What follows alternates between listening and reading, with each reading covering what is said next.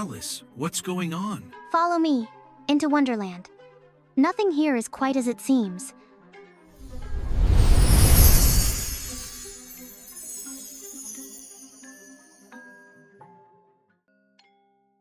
Chapter 1. Down the Rabbit Hole. Alice was beginning to get very tired of sitting by her sister on the bank and of having nothing to do. Once or twice, she had peeped into the book her sister was reading, but it had no pictures or conversations in it. And what is the use of a book, thought Alice, without pictures or conversations? So she was considering in her own mind, as well as she could, for the hot day made her feel very sleepy and stupid, whether the pleasure of making a daisy chain would be worth the trouble of getting up and picking the daisies, when suddenly a white rabbit with pink eyes ran close by her. There was nothing so very remarkable in that, nor did Alice think it so very much out of the way to hear the rabbit say to itself, oh dear, I shall be late." When she thought it over afterwards, it occurred to her that she ought to have wondered at this, but at the time it all seemed quite natural. But when the rabbit actually took a watch out of its waistcoat pocket and looked at it, and then hurried on, Alice started to her feet, for it flashed across her mind that she had never before seen a rabbit with either a waistcoat pocket or a watch to take out of it. And burning with curiosity, she ran across the field after it, and fortunately was just in time to see it pop down a large rabbit hole under the hedge. In another moment down went Alice after it, never once considering how in the world she was to get out again. The rabbit hole went straight on like a tunnel for some way, and then dipped suddenly down, so suddenly that Alice had not a moment to think about stopping herself before she found herself falling down a very deep well. Either the well was very deep, or she fell very slowly, for she had plenty of time as she went down to look about her and to wonder what was going to happen next. First, she tried to look down and make out what she was coming to, but it was too dark to see anything. Then she looked at the sides of the well and noticed that they were filled with cupboards and bookshelves. Here and there she saw maps and pictures hung upon pegs. She took down a jar from one of the shelves as she passed. It was labeled orange marmalade, but to her great disappointment, it was empty. She did not like to drop the jar for fear of killing somebody underneath, so managed to put it into one of the cupboards as she fell past it. Well, thought Alice to herself, after such a fall as this, I shall think nothing of tumbling downstairs. How brave they'll all think me at home. Why, I wouldn't say anything about it, even if I fell off the top of the house, which was very likely true. Down, down, down. Would the fall never come to an end? I wonder how many miles I've fallen by this time, she said aloud. I must be getting somewhere near the center of the earth. Let me see. That would be 4,000 miles down, I think. For you see, Alice had learnt several things of this sort in her lessons in the schoolroom, and though this was not a very good opportunity for showing off her knowledge, as there was no one to listen to her, still, it was good practice to say it over. Yes, that's about the right distance, but then I wonder what latitude or longitude I've got to. Alice had no idea what latitude was, or longitude either, but thought they were nice grand words to say. Presently, she began again. I wonder if I shall fall right through the earth. How funny it'll seem to come out among the people that walk with their heads downward. The antipathies, I think. She was rather glad there was no one listening, this time, as it didn't sound at all the right word. But I shall have to ask them what the name of the country is, you know. Please, ma'am, is this New Zealand or Australia? And she tried to curtsy as she spoke, fancy curtsying as you're falling through the air. Do you think you could manage it? And what an ignorant little girl she'll think me for asking. No, it'll never do to ask. Perhaps I shall see it written up somewhere. Down, down, down. There was nothing else to do, so Alice soon began talking again. Dinah'll miss me very much tonight, I should think. Dinah was the cat. I hope they'll remember her saucer of milk at tea time. Dinah, my dear, I wish you were down here with me. There are no mice in the air, I'm afraid, but you might catch a bat, and that's very like a mouse, you know. But do cats eat bats, I wonder? And here Alice began to get rather sleepy, and went on saying to herself, in a dreamy sort of way, do cats eat bats? Do cats eat bats? And sometimes, do bats eat cats? For, you see, As she couldn't answer either question, it didn't much matter which way she put it. She felt that she was dozing off, and had just begun to dream that she was walking hand in hand with Dinah, and saying to her very earnestly, "Now, Dinah, tell me the truth. Did you ever eat a bat?" When suddenly, thump, thump, down she came upon a heap of sticks and dry leaves, and the fall was over. Alice was not a bit hurt, and she jumped up onto her feet in a moment. She looked up, but it was all dark overhead. Before her was another long passage, and the white rabbit was still in sight, hurrying down it. There was not a moment to be lost. Away went Alice like the wind, and was just in time to hear it say, as it turned a corner, "Oh, my ears and whiskers, how late it's getting." She was close behind it when she turned the corner, but the rabbit was no longer to be seen. She found herself in a long, low hall, which was lit up by a row of lamps hanging from the roof. There were doors all round the hall, but they were all locked, and when Alice had been all the way down one side and up the other, trying every door, she walked sadly down the middle, wondering how she was ever to get out again. Suddenly she came upon a little three-legged table, all made of solid glass. There was nothing on it except a tiny golden key, and Alice's first thought was that it might belong to one of the doors of the hall. But alas! Either the locks were too large, or the key was too small, but at any rate it would not open any of them. However, on the second time round, she came upon a low curtain she had not noticed before, and behind it was a little door about 15 inches high. She tried the little golden key in the lock, and to her great delight, it fitted. Alice opened the door, and found that it led into a small passage, not much larger than a rat hole. She knelt down and looked along the passage into the loveliest garden you ever saw. How she longed to get out of that dark hall and wander about among those beds of bright flowers and those cool fountains, but she could not even get her head through the doorway. And even if my head would go through, thought poor Alice, it would be of very little use without my shoulders. Oh, how I wish I could shut up like a telescope. I think I could, if I only knew how to begin. For, you see, so many out-of-the-way things had happened lately, that Alice had begun to think that very few things indeed were really impossible. There seemed to be no use in waiting by the little door, so she went back to the table, half hoping she might find another key on it, or at any rate a book of rules for shutting people up like telescopes. This time she found a little bottle on it, which certainly was not here before, said Alice, and round the neck of the bottle was a paper label, with the words, "Drink me," beautifully printed on it in large letters. It was all very well to say, "Drink me," but the wise little Alice was not going to do that in a hurry. "No, I'll look first," she said, "and see whether it's marked poison or not." For she had read several nice little histories about children who had got burnt and eaten up by wild beasts and other unpleasant things, all because they would not remember the simple rules their friends had taught them, such as that a red-hot poker will burn you if you hold it too long, and that if you cut your finger very deeply with a knife, it usually bleeds. And she had never forgotten that if you drink much from a bottle marked poison, it is almost certain to disagree with you, sooner or later. However, this bottle was not marked poison, so Alice ventured to taste it, and finding it very nice, it had, in fact, a sort of mixed flavor of cherry, tart, custard, pineapple, roast turkey, toffee, and hot buttered toast. She very soon finished it off. "What a curious feeling," said Alice. "I must be shutting up like a telescope." And so it was indeed. She was now only 10 inches high, and her face brightened up at the thought that she was now the right size for going through the little door into that lovely garden. First, however, she waited for a few minutes to see if she was going to shrink any further. She felt a little nervous about this. "For it might end, you know," said Alice to herself, "in my going out altogether, like a candle. I wonder what I should be like then."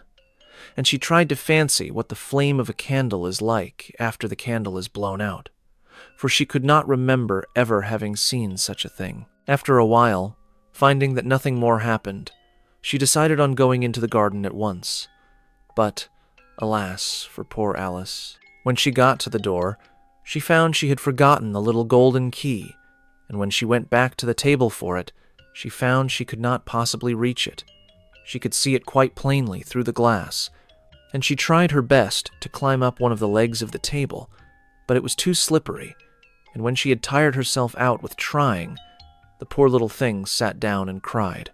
"Come, there's no use in crying like that," said Alice to herself rather sharply. "I advise you to leave off this minute." She generally gave herself very good advice, though she very seldom followed it, and sometimes she scolded herself so severely as to bring tears into her eyes, and once she remembered trying to box her own ears for having cheated herself in a game of croquet. She was playing against herself, for this curious child was very fond of pretending to be two people. But it's no use now, thought poor Alice, to pretend to be two people. Why, there's hardly enough of me left to make one respectable person. Soon her eye fell on a little glass box that was lying under the table. She opened it and found in it a very small cake, on which the words, "Eat me," were beautifully marked in currants. "Well, I'll eat it," said Alice, "and if it makes me grow larger, I can reach the key, and if it makes me grow smaller, I can creep under the door. So either way I'll get into the garden, and I don't care which happens." She ate a little bit, and said anxiously to herself, "Which way? Which way?" holding her hand on the top of her head to feel which way it was growing, and she was quite surprised to find that she remained the same size. To be sure, this generally happens when one eats cake, but Alice had got so much into the way of expecting nothing but out-of-the-way things to happen, that it seemed quite dull and stupid for life to go on in the common way. So she set to work, and very soon finished off the cake. Chapter 2. The Pool of Tears. "Curiouser and curiouser," cried Alice. She was so much surprised that for the moment she quite forgot how to speak good English. "Now I'm opening out like the largest telescope that ever was. Goodbye, feet." For when she looked down at her feet, they seemed to be almost out of sight. They were getting so far off. "Oh, my poor little feet. I wonder who will put on your shoes and stockings for you now, dears. I'm sure I shan't be able. I shall be a great deal too far off to trouble myself about you. You must manage the best way you can, but I must be kind to them," thought Alice. "Or perhaps they won't walk the way I want to go. Let me see. I'll give them a new pair of boots every Christmas." And she went on, planning to herself how she would manage it. "They must go by the carrier," she thought, "and how funny it'll seem, sending presents to one's own feet, and how odd the directions will look. Alice's right foot, Esquire, hearthrug, near the fender, with Alice's love. Oh dear, what nonsense I'm talking." Just then, her head struck against the roof of the hall. In fact, she was now more than 9 feet high, and she at once took up the little golden key and hurried off to the garden door. Poor Alice. It was as much as she could do, lying down on one side, to look through into the garden with one eye, but to get through was more hopeless than ever. She sat down and began to cry again. "You ought to be ashamed of yourself," said Alice.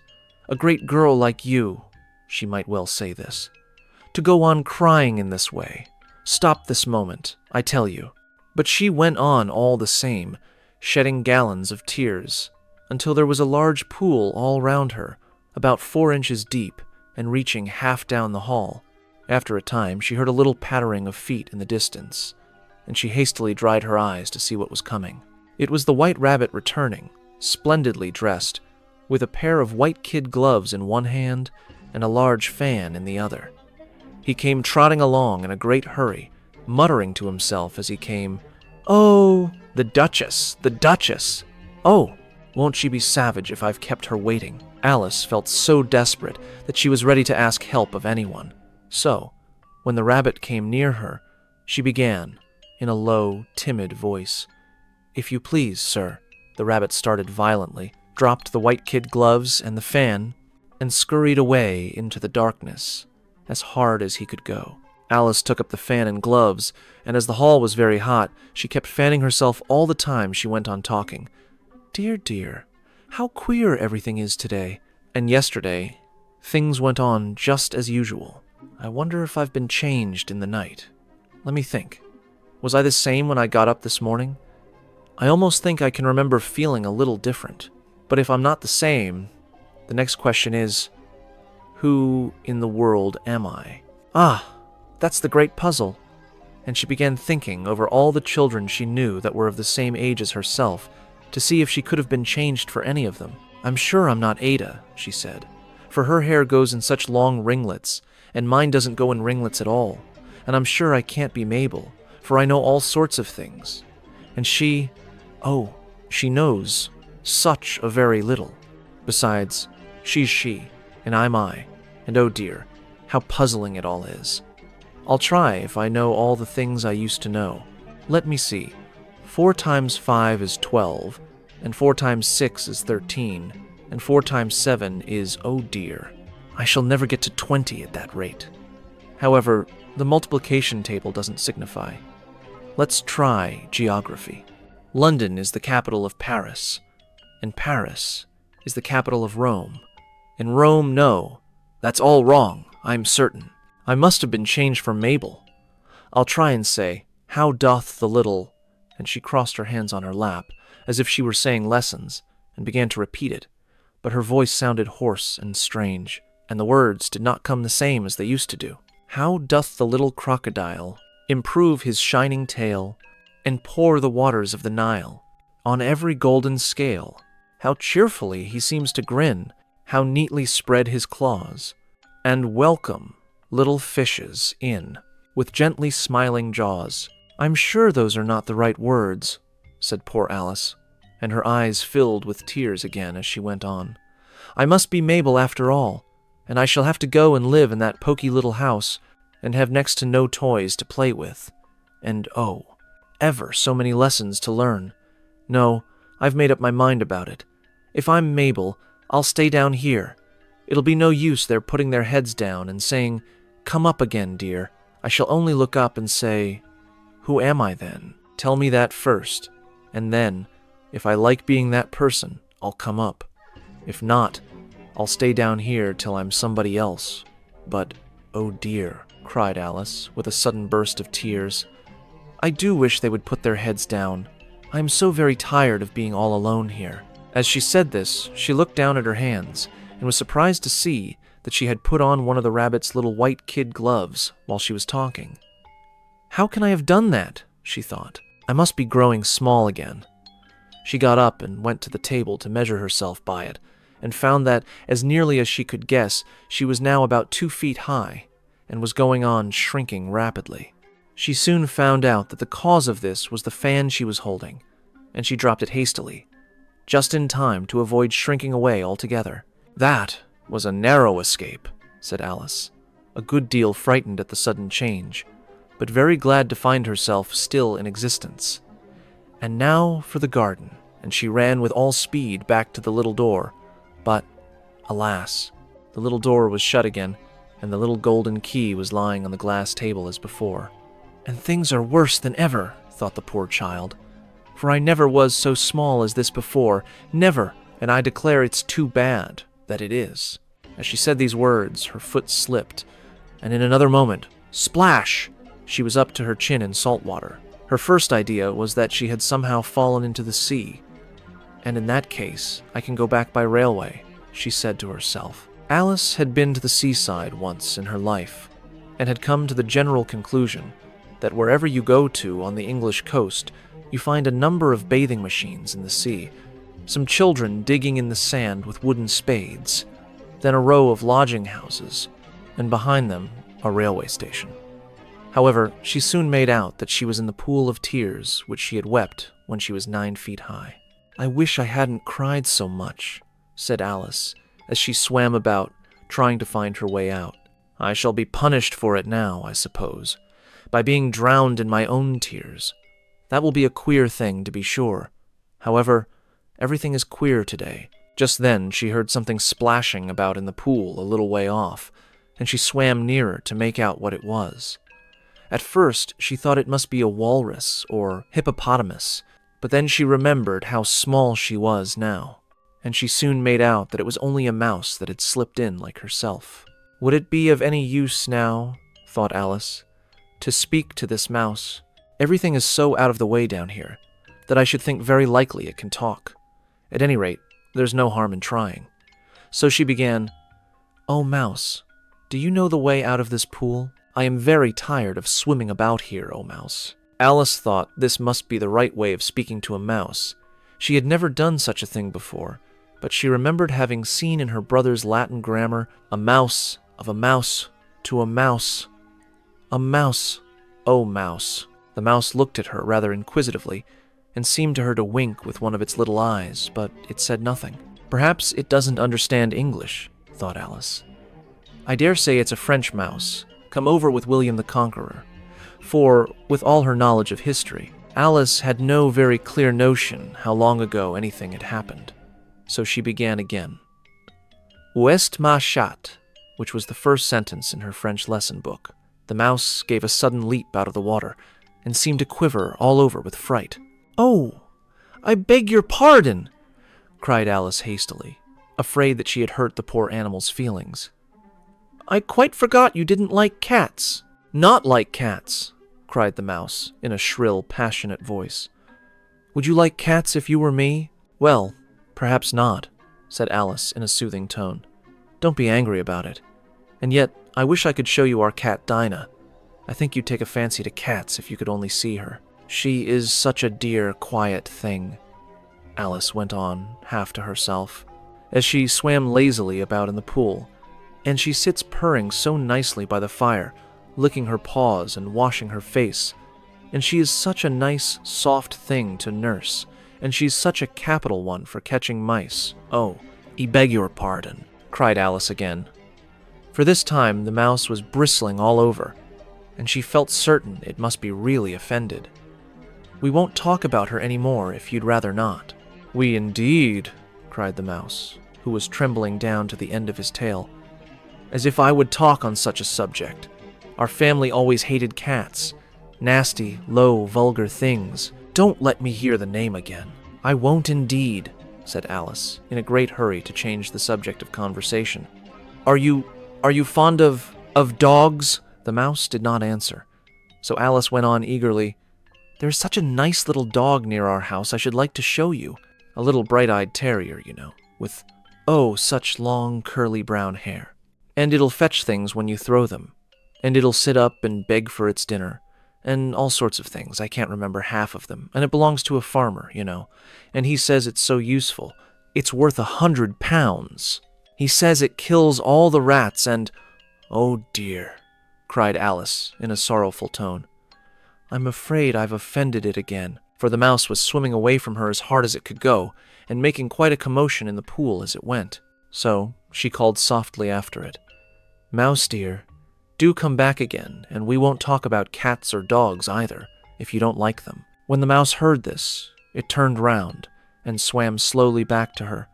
Its face was quite pale, with passion, Alice thought, and it said in a low, trembling voice, "Let us get to the shore, and then I'll tell you my history, and you'll understand why it is I hate cats and dogs."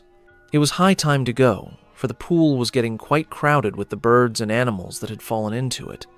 There were a duck and a dodo, a lory and an eaglet, and several other curious creatures. Alice led the way, and the whole party swam to the shore. Chapter 3.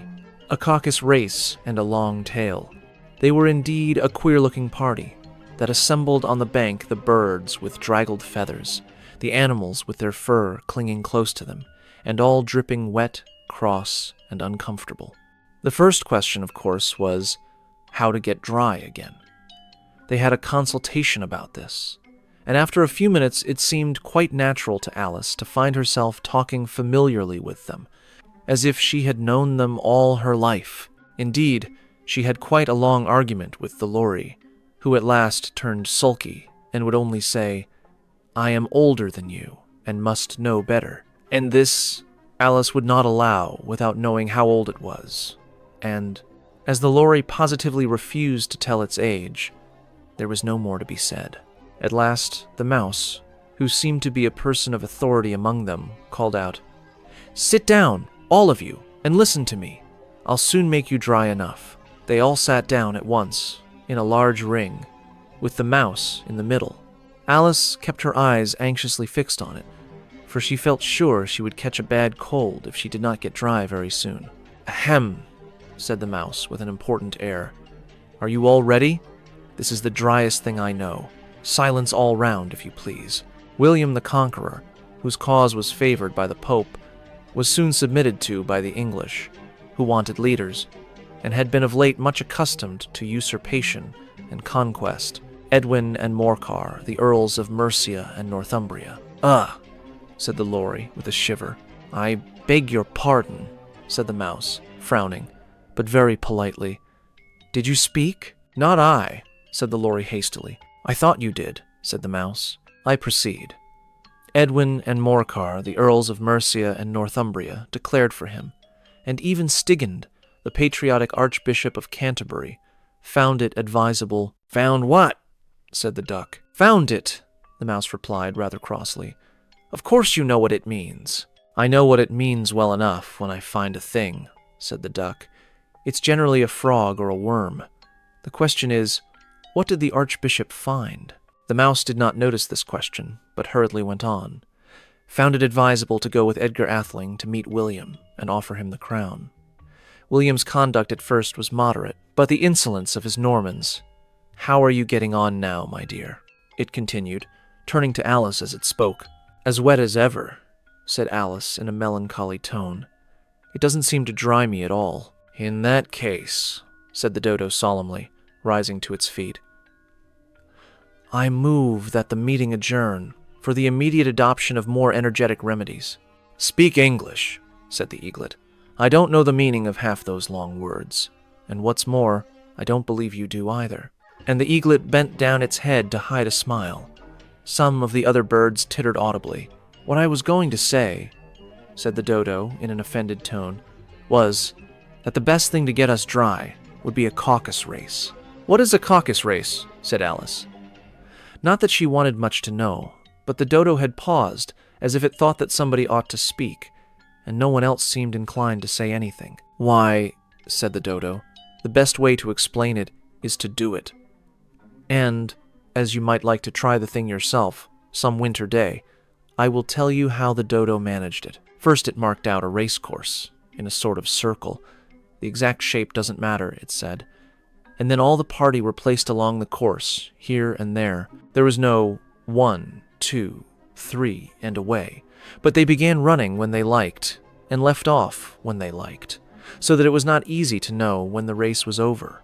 However, when they had been running half an hour or so, and were quite dry again, the Dodo suddenly called out, 'The race is over,' and they all crowded round it, panting and asking, 'But who has won?' This question the Dodo could not answer without a great deal of thought, and it sat for a long time with one finger pressed upon its forehead, the position in which you usually see Shakespeare in the pictures of him, while the rest waited in silence. At last the Dodo said, 'Everybody has won, and all must have prizes. But who is to give the prizes?' Quite a chorus of voices asked. 'Why, she, of course,' said the Dodo, pointing to Alice with one finger, and the whole party at once crowded round her, calling out in a confused way, 'Prizes! Prizes!' Alice had no idea what to do, and in despair she put her hand in her pocket and pulled out a box of comfits. Luckily, the salt water had not got into it, and handed them round as prizes. There was exactly one apiece, all round. 'But she must have a prize herself, you know,' said the Mouse. 'Of course,' the Dodo replied very gravely. 'What else have you got in your pocket?' he went on, turning to Alice. 'Only a thimble,' said Alice sadly. 'Hand it over here,' said the Dodo. Then they all crowded round her once more, while the Dodo solemnly presented the thimble, saying, 'We beg your acceptance of this elegant thimble,' and, when it had finished this short speech, they all cheered. Alice thought the whole thing very absurd, but they all looked so grave that she did not dare to laugh, and, as she could not think of anything to say, she simply bowed and took the thimble, looking as solemn as she could. The next thing was to eat the comfits. This caused some noise and confusion, as the large birds complained that they could not taste theirs, and the small ones choked and had to be patted on the back. However, it was over at last, and they sat down again in a ring and begged the Mouse to tell them something more. 'You promised to tell me your history, you know,' said Alice, 'and why it is you hate C and D,' she added in a whisper. half afraid that it would be offended again. "Mine is a long and a sad tale," said the mouse, turning to Alice and sighing. "It is a long tale, certainly," said Alice, looking down with wonder at the mouse's tail. "But why do you call it sad?" And she kept on puzzling about it while the mouse was speaking, so that her idea of the tale was something like this. Fury said to a mouse that he met in the house. "Let us both go to law. I will prosecute you. Come, I'll take no. Daniel, we must have a trial. For really this morning I've nothing to do," said the mouse to the flass. "Cur such a trial, dear sir, with no jury or judge, would be wasting hour of breath. I'll be judge, I'll be jury," said cunning old Fury. "I'll try the whole cause and condemn you to death." "You are not attending," said the mouse to Alice severely. "What are you thinking of?" "I beg your pardon," said Alice very humbly.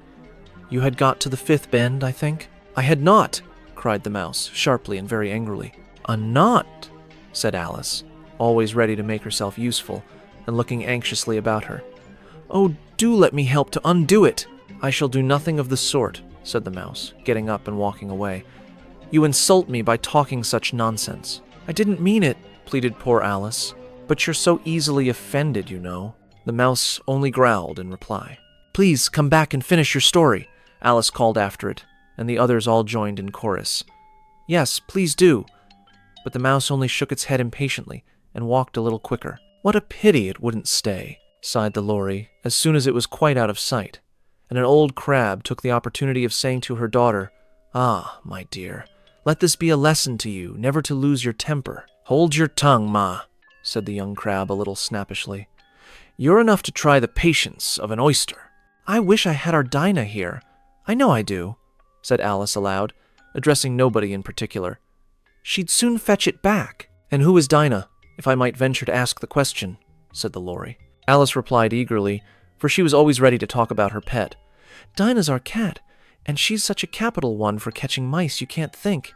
And oh, I wish you could see her after the birds. Why, she'll eat a little bird as soon as look at it." This speech caused a remarkable sensation among the party. Some of the birds hurried off at once. One old magpie began wrapping itself up very carefully, remarking, "I really must be getting home. The night air doesn't suit my throat." And a canary called out in a trembling voice to its children, "Come away, my dears. It's high time you were all in bed." On various pretexts, they all moved off, and Alice was soon left alone. "I wish I hadn't mentioned Dinah," she said to herself in a melancholy tone. "Nobody seems to like her down here, and I'm sure she's the best cat in the world. Oh, my dear Dinah, I wonder if I shall ever see you any more." And here poor Alice began to cry again, for she felt very lonely and low-spirited. In a little while, however, she again heard a little pattering of footsteps in the distance, and she looked up eagerly, half hoping that the mouse had changed his mind and was coming back to finish his story. Chapter 4. The rabbit sends in a little bill. It was the white rabbit, trotting slowly back again, and looking anxiously about as it went, as if it had lost something, and she heard it muttering to itself, "The Duchess! The Duchess! Oh, my dear paws! Oh, my fur and whiskers! She'll get me executed, as sure as ferrets are ferrets. Where can I have dropped them, I wonder?" Alice guessed in a moment that it was looking for the fan and the pair of white kid gloves, and she very good-naturedly began hunting about for them, but they were nowhere to be seen. Everything seemed to have changed since her swim in the pool, and the great hall, with the glass table and the little door, had vanished completely. Very soon the rabbit noticed Alice as she went hunting about, and called out to her in an angry tone, "Why, Marianne, what are you doing out here? Run home this moment, and fetch me a pair of gloves and a fan. Quick, now." And Alice was so much frightened that she ran off at once in the direction it pointed to, without trying to explain the mistake it had made. "He took me for his housemaid. she said to herself as she ran. How surprised he'll be when he finds out who I am. But I'd better take him his fan and gloves. That is, if I can find them. As she said this, she came upon a neat little house, on the door of which was a bright brass plate with the name W. Rabbit engraved upon it. She went in without knocking, and hurried upstairs, in great fear lest she should meet the real Marianne, and be turned out of the house before she had found the fan and gloves. How queer it seems, Alice said to herself, to be going messages for a rabbit. I suppose Dinah'll be sending me on messages next, and she began fancying the sort of thing that would happen. Miss Alice, come here directly, and get ready for your walk. Coming in a minute, nurse, but I've got to see that the mouse doesn't get out. Only I don't think, Alice went on, that they'd let Dinah stop in the house if it began ordering people about like that. By this time, she had found her way into a tidy little room with a table in the window, and on it, as she had hoped, a fan and 2 or 3 pairs of tiny white kid gloves. She took up the fan and a pair of the gloves, and was just going to leave the room, when her eye fell upon a little bottle that stood near the looking-glass. There was no label this time with the words, "Drink me," but nevertheless she uncorked it and put it to her lips. I know something interesting is sure to happen, she said to herself, whenever I eat or drink anything, so I'll just see what this bottle does. I do hope it'll make me grow large again, for really I'm quite tired of being such a tiny little thing. It did so indeed, and much sooner than she had expected. Before she had drunk half the bottle, she found her head pressing against the ceiling and had to stoop to save her neck from being broken. She hastily put down the bottle, saying to herself, "That's quite enough. I hope I shan't grow any more. As it is, I can't get out at the door. I do wish I hadn't drunk quite so much." Alas, it was too late to wish that. She went on growing, and very soon had to kneel down on the floor. In another minute there was not even room for this, and she tried the effect of lying down with one elbow against the door, and the other arm curled round her head. Still, she went on growing, and, as a last resource, she put one arm out of the window and one foot up the chimney, and said to herself, "Now I can do no more, whatever happens. What will become of me?" Luckily for Alice, the little magic bottle had now had its full effect, and she grew no larger. Still, it was very uncomfortable, and, as there seemed to be no sort of chance of her ever getting out of the room again, no wonder she felt unhappy. It was much pleasanter at home, thought poor Alice, when one wasn't always growing larger and smaller, and being ordered about by mice and rabbits. I almost wish I hadn't gone down that rabbit hole, and yet it's rather curious, this sort of life. I do wonder what can have happened to me. When I used to read fairy tales, I fancied that kind of thing never happened, and now here I am in the middle of one. There ought to be a book written about me, that there ought. And when I grow up, I'll write one, but I'm grown up now, she added in a sorrowful tone. At least there's no room to grow up any more here. But then, thought Alice, shall I never get any older than I am now? That'll be a comfort. One way never to be an old woman, but then always to have lessons to learn. Oh, I shouldn't like that. Oh, you foolish Alice, she answered herself. How can you learn lessons in here? Why, there's hardly room for you, and no room at all for any lesson. Books. And so she went on, taking first one side and then the other, and making quite a conversation of it altogether. But after a few minutes she heard a voice outside, and stopped to listen. "Marianne, Marianne," said the voice. "Fetch me my gloves this moment." Then came a little pattering of feet on the stairs. Alice knew it was the rabbit coming to look for her, and she trembled till she shook the house, quite forgetting that she was now about 1,000 times as large as the rabbit, and had no reason to be afraid of it. Presently the rabbit came up to the door, and tried to open it. But as the door opened inwards, and Alice's elbow was pressed hard against it, that attempt proved a failure. Alice heard it say to itself, "Then I'll go round and get in at the window." "That you won't," thought Alice. And, after waiting till she fancied she heard the rabbit just under the window, she suddenly spread out her hand and made a snatch in the air. She did not get hold of anything, but she heard a little shriek and a fall and a crash of broken glass, from which she concluded that it was just possible it had fallen into a cucumber frame, or something of the sort. Next came an angry voice, the rabbit's. "Pat, Pat, where are you?" And then a voice she had never heard before. "Sure then I'm here. Digging for apples, Your Honor." "Digging for apples indeed," said the rabbit angrily.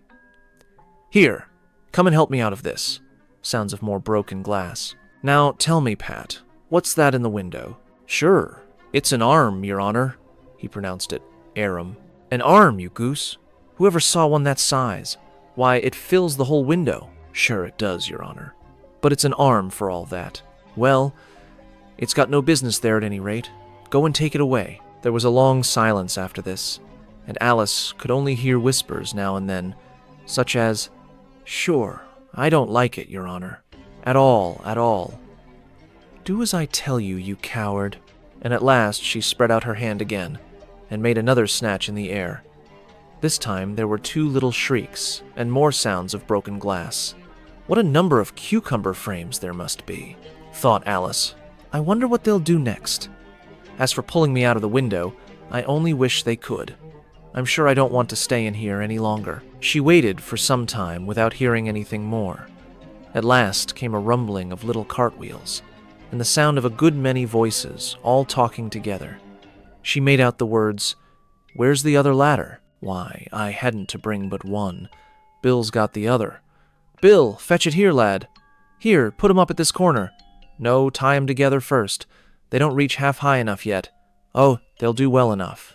Don't be particular. Here, Bill, catch hold of this rope. Will the roof bear? Mind that loose slate. Oh, it's coming down. Heads below." A loud crash. "Now who did that? It was Bill, I fancy.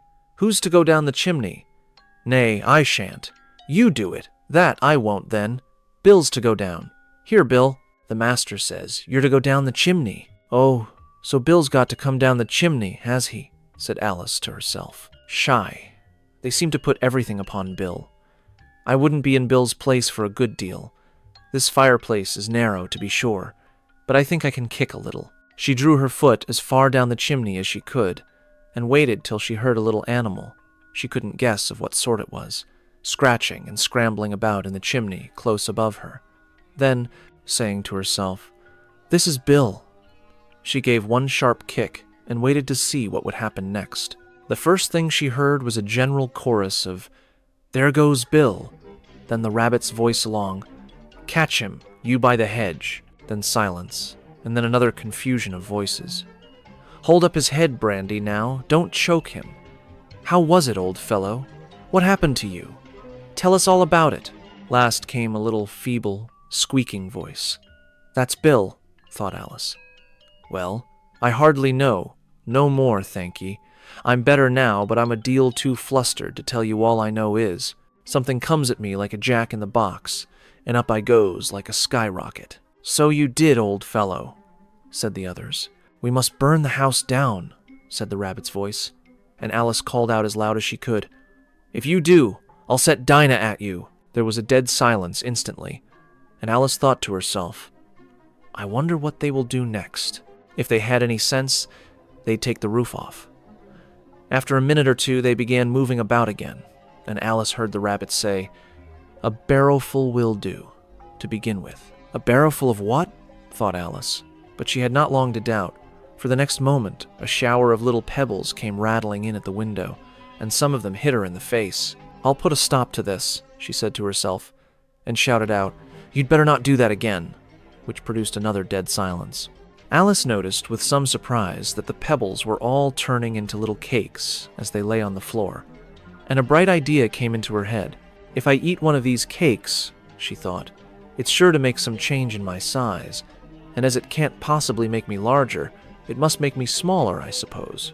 So she swallowed one of the cakes, and was delighted to find that she began shrinking directly. As soon as she was small enough to get through the door, she ran out of the house and found quite a crowd of little animals and birds waiting outside. The poor little lizard, Bill, was in the middle, being held up by 2 guinea pigs, who were giving it something out of a bottle. They all made a rush at Alice the moment she appeared, but she ran off as hard as she could, and soon found herself safe in a thick wood. "The first thing I've got to do," said Alice to herself, as she wandered about in the wood, is to grow to my right size again, and the second thing is to find my way into that lovely garden. I think that will be the best plan." It sounded an excellent plan, no doubt, and very neatly and simply arranged. The only difficulty was that she had not the smallest idea how to set about it, and while she was peering about anxiously among the trees, a little sharp bark just over her head made her look up in a great hurry. An enormous puppy was looking down at her with large round eyes and feebly stretching out one paw, trying to touch her. "Poor little thing," said Alice in a coaxing tone, and she tried hard to whistle to it, but she was terribly frightened all the time at the thought that it might be hungry, in which case it would be very likely to eat her up, in spite of all her coaxing. Hardly knowing what she did, she picked up a little bit of stick and held it out to the puppy, whereupon the puppy jumped into the air off all its feet at once, with a yelp of delight, and rushed at the stick and made believe to worry it. Then Alice dodged behind a great thistle to keep herself from being run over, and the moment she appeared on the other side, the puppy made another rush at the stick and tumbled head over heels in its hurry to get hold of it. Then Alice, thinking it was very like having a game of play with a cart horse, and expecting every moment to be trampled under its feet, ran round the thistle again.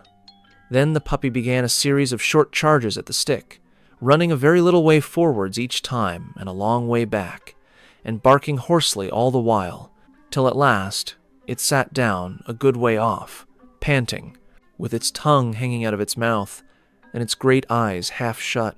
This seemed to Alice a good opportunity for making her escape, so she set off at once, and ran till she was quite tired and out of breath, until the puppy's bark sounded quite faint in the distance. "And yet what a dear little puppy it was," said Alice, as she leant against a buttercup to rest herself, and fanned herself with one of the leaves. "I should have liked teaching it tricks very much, if I'd only been the right size to do it. Oh dear, I'd nearly forgotten that I've got to grow up again. Let me see, how is it to be managed? I suppose I ought to eat or drink something or other, but the great question is, what?" The great question certainly was, what? Alice looked all round her at the flowers and the blades of grass, but she did not see anything that looked like the right thing to eat or drink under the circumstances. There was a large mushroom growing near her, about the same height as herself, and when she had looked under it, and on both sides of it, and behind it, it occurred to her that she might as well look and see what was on the top of it. She stretched herself up on tiptoe, and peeped over the edge of the mushroom, and her eyes immediately met those of a large blue caterpillar that was sitting on the top with its arms folded, quietly smoking a long hookah, and taking not the smallest notice of her or of anything else. Chapter V. Advice from a Caterpillar. The caterpillar and Alice looked at each other for some time in silence. At last the caterpillar took the hookah out of its mouth and addressed her in a languid, sleepy voice. "Who are you?" said the caterpillar. This was not an encouraging opening for a conversation. Alice replied rather shyly, I hardly know, sir. Just at present, at least. I know who I was when I got up this morning, but I think I must have been changed several times since then." "What do you mean by that?" said the caterpillar sternly. "Explain yourself."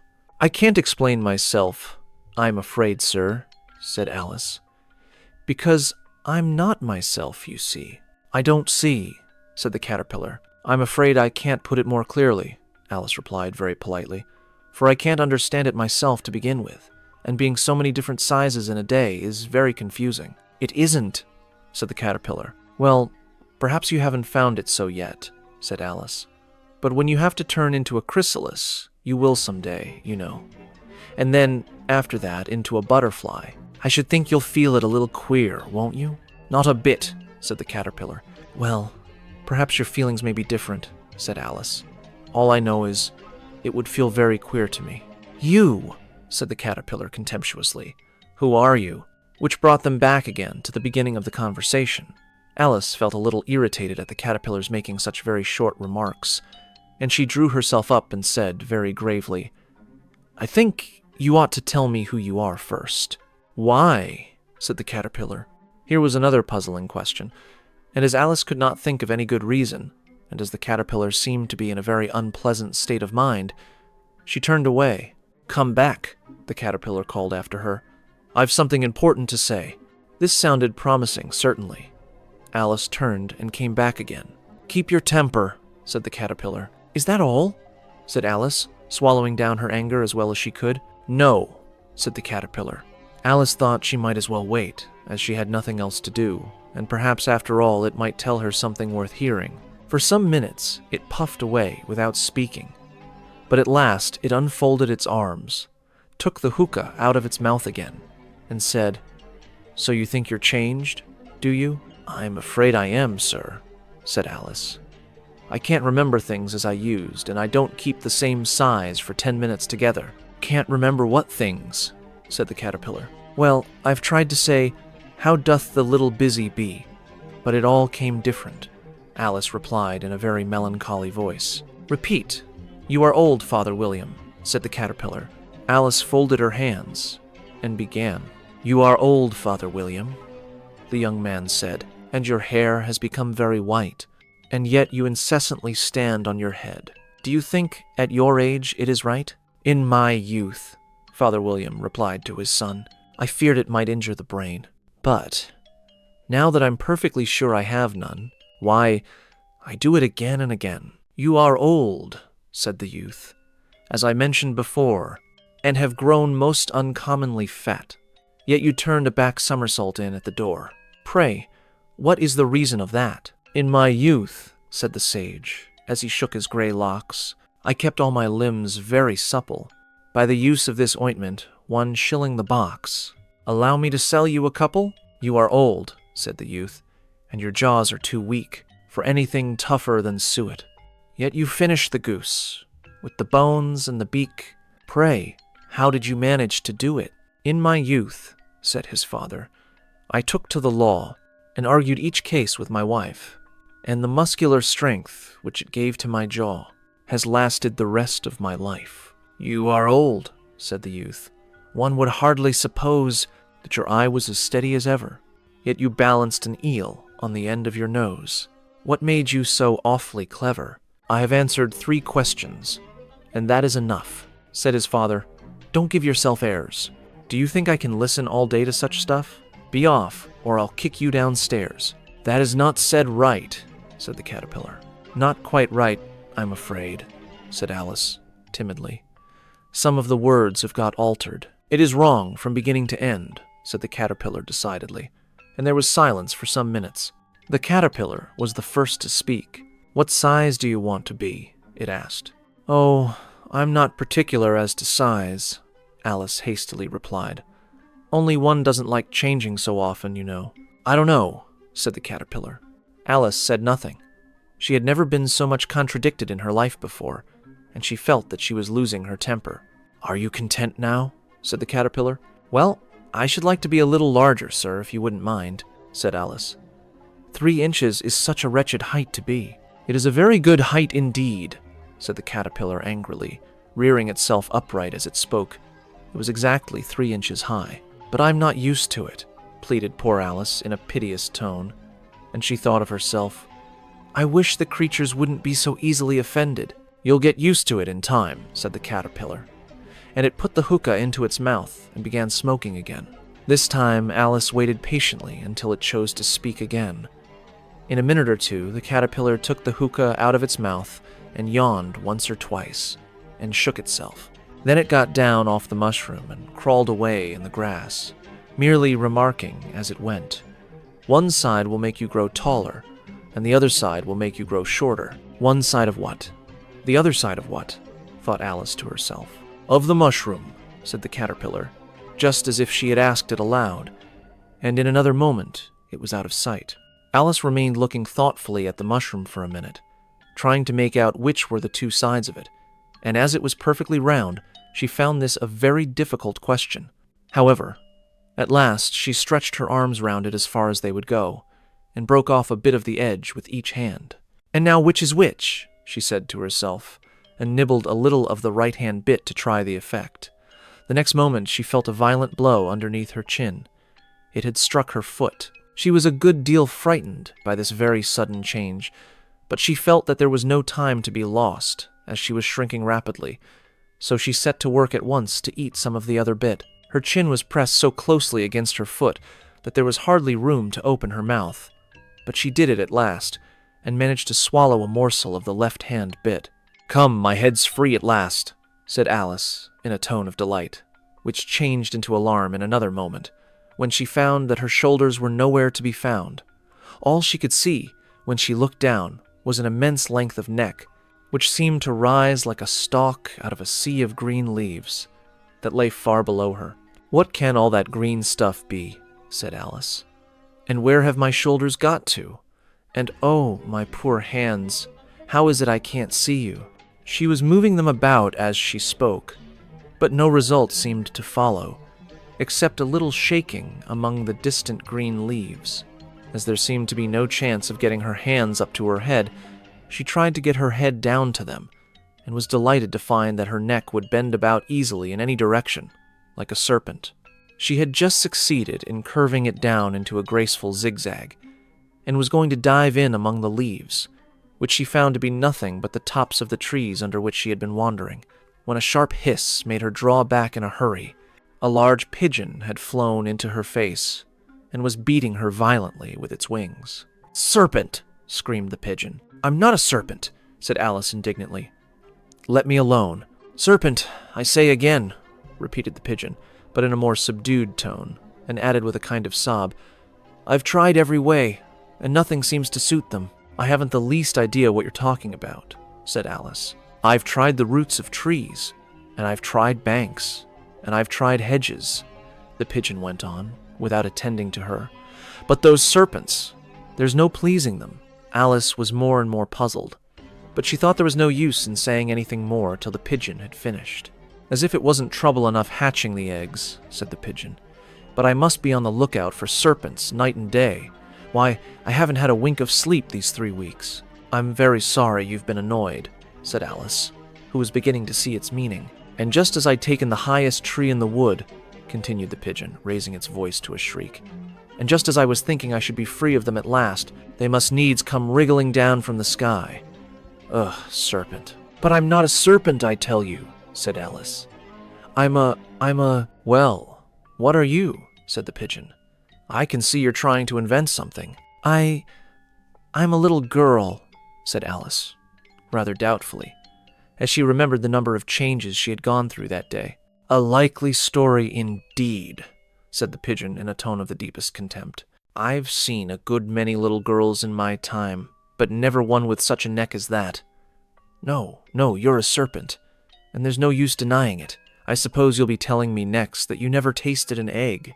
"I have tasted eggs, certainly," said Alice, who was a very truthful child, "but little girls eat eggs quite as much as serpents do, you know." "I don't believe it," said the pigeon, "but if they do, why then they're a kind of serpent. That's all I can say." This was such a new idea to Alice that she was quite silent for a minute or two, which gave the pigeon the opportunity of adding, "You're looking for eggs, I know that well enough. And what does it matter to me whether you're a little girl or a serpent?" "It matters a good deal to me," said Alice hastily. "But I'm not looking for eggs, as it happens, and if I was, I shouldn't want yours. I don't like them raw." "Well, be off, then," said the pigeon, in a sulky tone, as it settled down again into its nest. Alice crouched down among the trees as well as she could, for her neck kept getting entangled among the branches, and every now and then she had to stop and untwist it. After a while, she remembered that she still held the pieces of mushroom in her hands, and she set to work very carefully, nibbling first at one and then at the other, and growing sometimes taller and sometimes shorter, until she had succeeded in bringing herself down to her usual height. It was so long since she had been anything near the right size that it felt quite strange at first, but she got used to it in a few minutes and began talking to herself, as usual. "Come, there's half my plan done now. How puzzling all these changes are. I'm never sure what I'm going to be, from one minute to another. However, I've got back to my right size.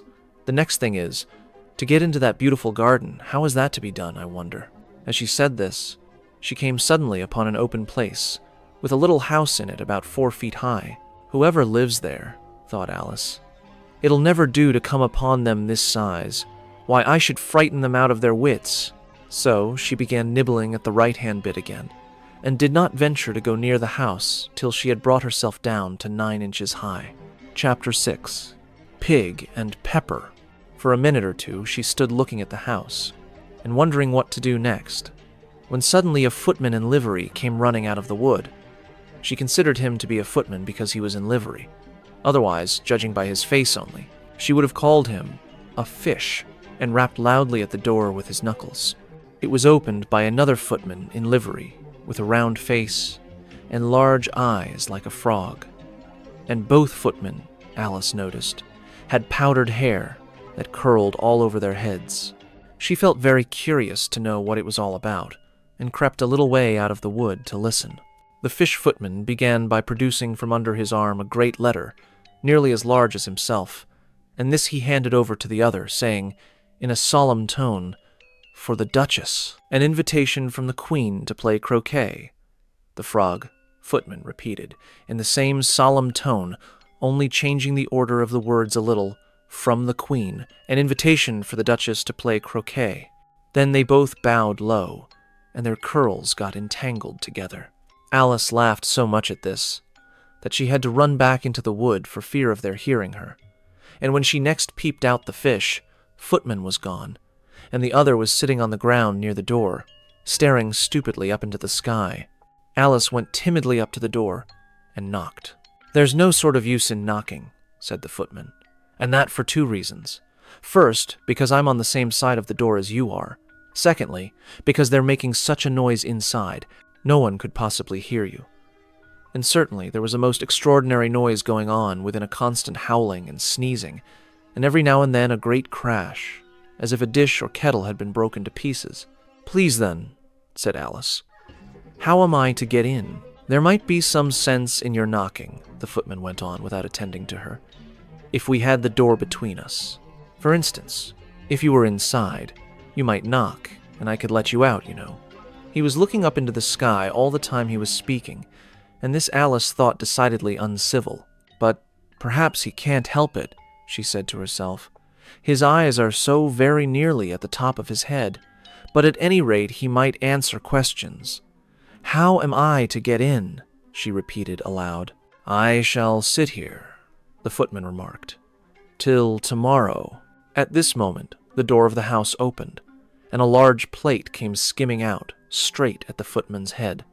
It just grazed his nose and broke to pieces against one of the trees behind him. Or next day, maybe. The footman continued in the same tone, exactly as if nothing had happened. "How am I to get in?"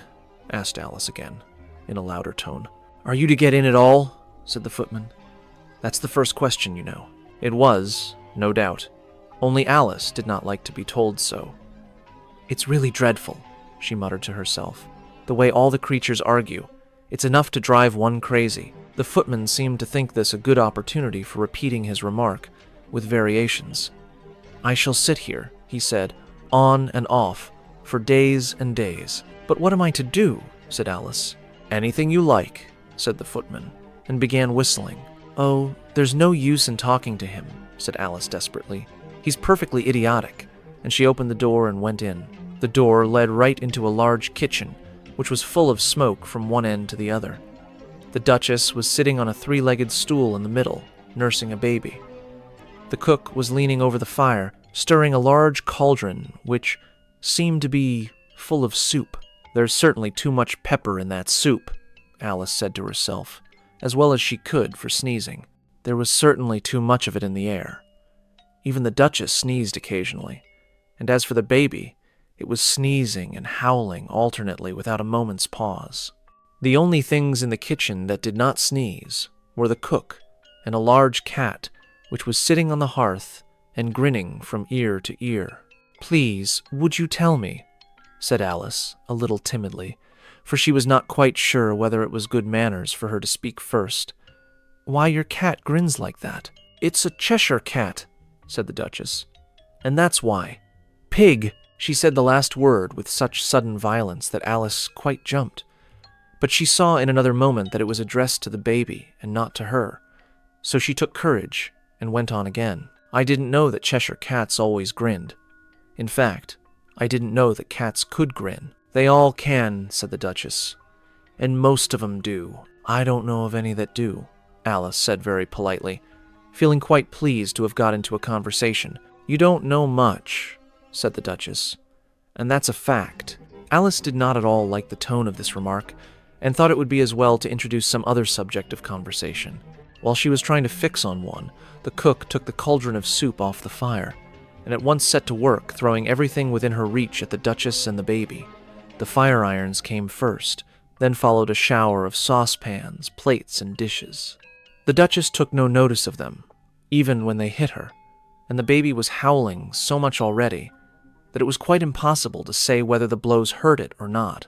"Oh, please mind what you're doing," cried Alice, jumping up and down in an agony of terror. "Oh, there goes his precious nose," as an unusually large saucepan flew close by it, and very nearly carried it off.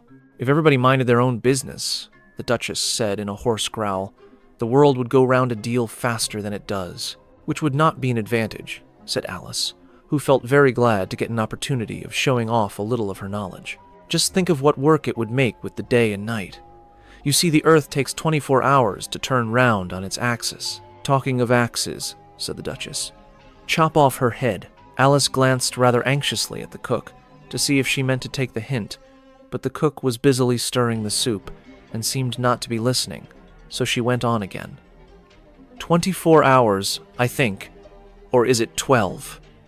Oh, don't bother me," said the Duchess. "I never could abide figures." And with that she began nursing her child again, singing a sort of lullaby to it as she did so, and giving it a violent shake at the end of every line. "Speak roughly to your little boy, and beat him when he sneezes. He only does it to annoy, because he knows it teases." Chorus, in which the cook and the baby joined. Wow, wow, wow. While the Duchess sang the second verse of the song, she kept tossing the baby violently up and down, and the poor little thing howled so that Alice could hardly hear the words, "I speak severely to my boy. I beat him when he sneezes, for he can thoroughly enjoy the pepper when he pleases." Chorus. Wow, wow, wow. "Here, you may nurse it a bit, if you like," the Duchess said to Alice, flinging the baby at her as she spoke. "I must go and get ready to play croquet with the Queen," and she hurried out of the room. The cook threw a frying pan after her as she went out, but it just missed her. Alice caught the baby with some difficulty, as it was a queer-shaped little creature, and held out its arms and legs in all directions. "Just like a starfish," thought Alice. The poor little thing was snorting like a steam engine when she caught it, and kept doubling itself up and straightening itself out again, so that altogether, for the first minute or two, it was as much as she could do to hold it. As soon as she had made out the proper way of nursing it, which was to twist it up into a sort of knot, and then keep tight hold of its right ear and left foot, so as to prevent its undoing itself, she carried it out into the open air. "If I don't take this child away with me," thought Alice, "they're sure to kill it in a day or two. Wouldn't it be murder to leave it behind?" She said the last words out loud, and the little thing grunted in reply. It had left off sneezing by this time. "Don't grunt," said Alice. "That's not at all a proper way of expressing yourself." The baby grunted again, and Alice looked very anxiously into its face to see what was the matter with it. There could be no doubt that it had a very turn-up nose, much more like a snout than a real nose. Also, its eyes were getting extremely small for a baby. Altogether, Alice did not like the look of the thing at all. But perhaps it was only sobbing, she thought, and looked into its eyes again to see if there were any tears. No, there were no tears. "If you're going to turn into a pig, my dear," said Alice seriously, "I'll have nothing more to do with you. Mind now." The poor little thing sobbed again, or grunted, it was impossible to say which, and they went on for some while in silence. Alice was just beginning to think to herself, "Now, what am I to do with this creature when I get it home?" when it grunted again, so violently that she looked down into its face in some alarm. This time there could be no mistake about it. It was neither more nor less than a pig, and she felt that it would be quite absurd for her to carry it further. So she set the little creature down and felt quite relieved to see it trot away quietly into the wood. "If it had grown up," she said to herself, It would have made a dreadfully ugly child, but it makes rather a handsome pig, I think. And she began thinking over other children she knew, who might do very well as pigs, and was just saying to herself, if one only knew the right way to change them, when she was a little startled by seeing the Cheshire Cat sitting on a bough of a tree a few yards off. The cat only grinned when it saw Alice. It looked good-natured, she thought. Still, it had very long claws and a great many teeth, so she felt that it ought to be treated with respect. Cheshire Puss, she began, rather timidly, as she did not at all know whether it would like the name.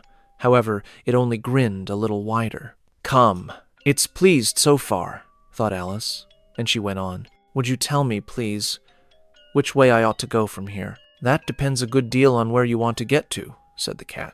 I don't much care where, said Alice. Then it doesn't matter which way you go, said the cat. So long as I get somewhere, Alice added as an explanation. Oh, you're sure to do that, said the cat, if you only walk long enough. Alice felt that this could not be denied, so she tried another question. What sort of people live about here? In that direction, the cat said, waving its right paw round, lives a hatter, and in that direction, waving the other paw, lives a March hare. Visit either you like, they're both mad. But I don't want to go among mad people, Alice remarked. Oh, you can't help that, said the cat. We're all mad here. I'm mad. You're mad. How do you know I'm mad? Said Alice. You must be, said the cat, or you wouldn't have come here. Alice didn't think that proved it at all. However, she went on, and how do you know that you're mad? To begin with, said the cat, a dog's not mad. You grant that? I suppose so, said Alice. Well then, the cat went on. You see, a dog growls when it's angry, and wags its tail when it's pleased. Now I growl when I'm pleased, and wag my tail when I'm angry. Therefore I'm mad. I call it purring, not growling, said Alice. Call it what you like, said the cat. Do you play croquet with the Queen today? I should like it very much, said Alice, but I haven't been invited yet. You'll see me there, said the cat, and vanished. Alice was not much surprised at this. She was getting so used to queer things happening. While she was looking at the place where it had been, it suddenly appeared again. By the by, what became of the baby? Said the cat. I'd nearly forgotten to ask. It turned into a pig, Alice quietly said, just as if it had come back in a natural way. I thought it would, said the cat, and vanished again. Alice waited a little, half expecting to see it again, but it did not appear, and after a minute or two, she walked on in the direction in which the March hare was said to live. I've seen hatters before, she said to herself. The March hare will be much the most interesting, and perhaps, as this is May, it won't be raving mad, at least not so mad as it was in March. As she said this, she looked up, and there was the cat again, sitting on a branch of a tree. Did you say pig or fig? Said the cat. I said pig, replied Alice. And I wish you wouldn't keep appearing and vanishing so suddenly. You make one quite giddy. All right, said the cat, and this time it vanished quite slowly, beginning with the end of the tail and ending with the grin, which remained some time after the rest of it had gone. Well, I've often seen a cat without a grin, thought Alice, but a grin without a cat.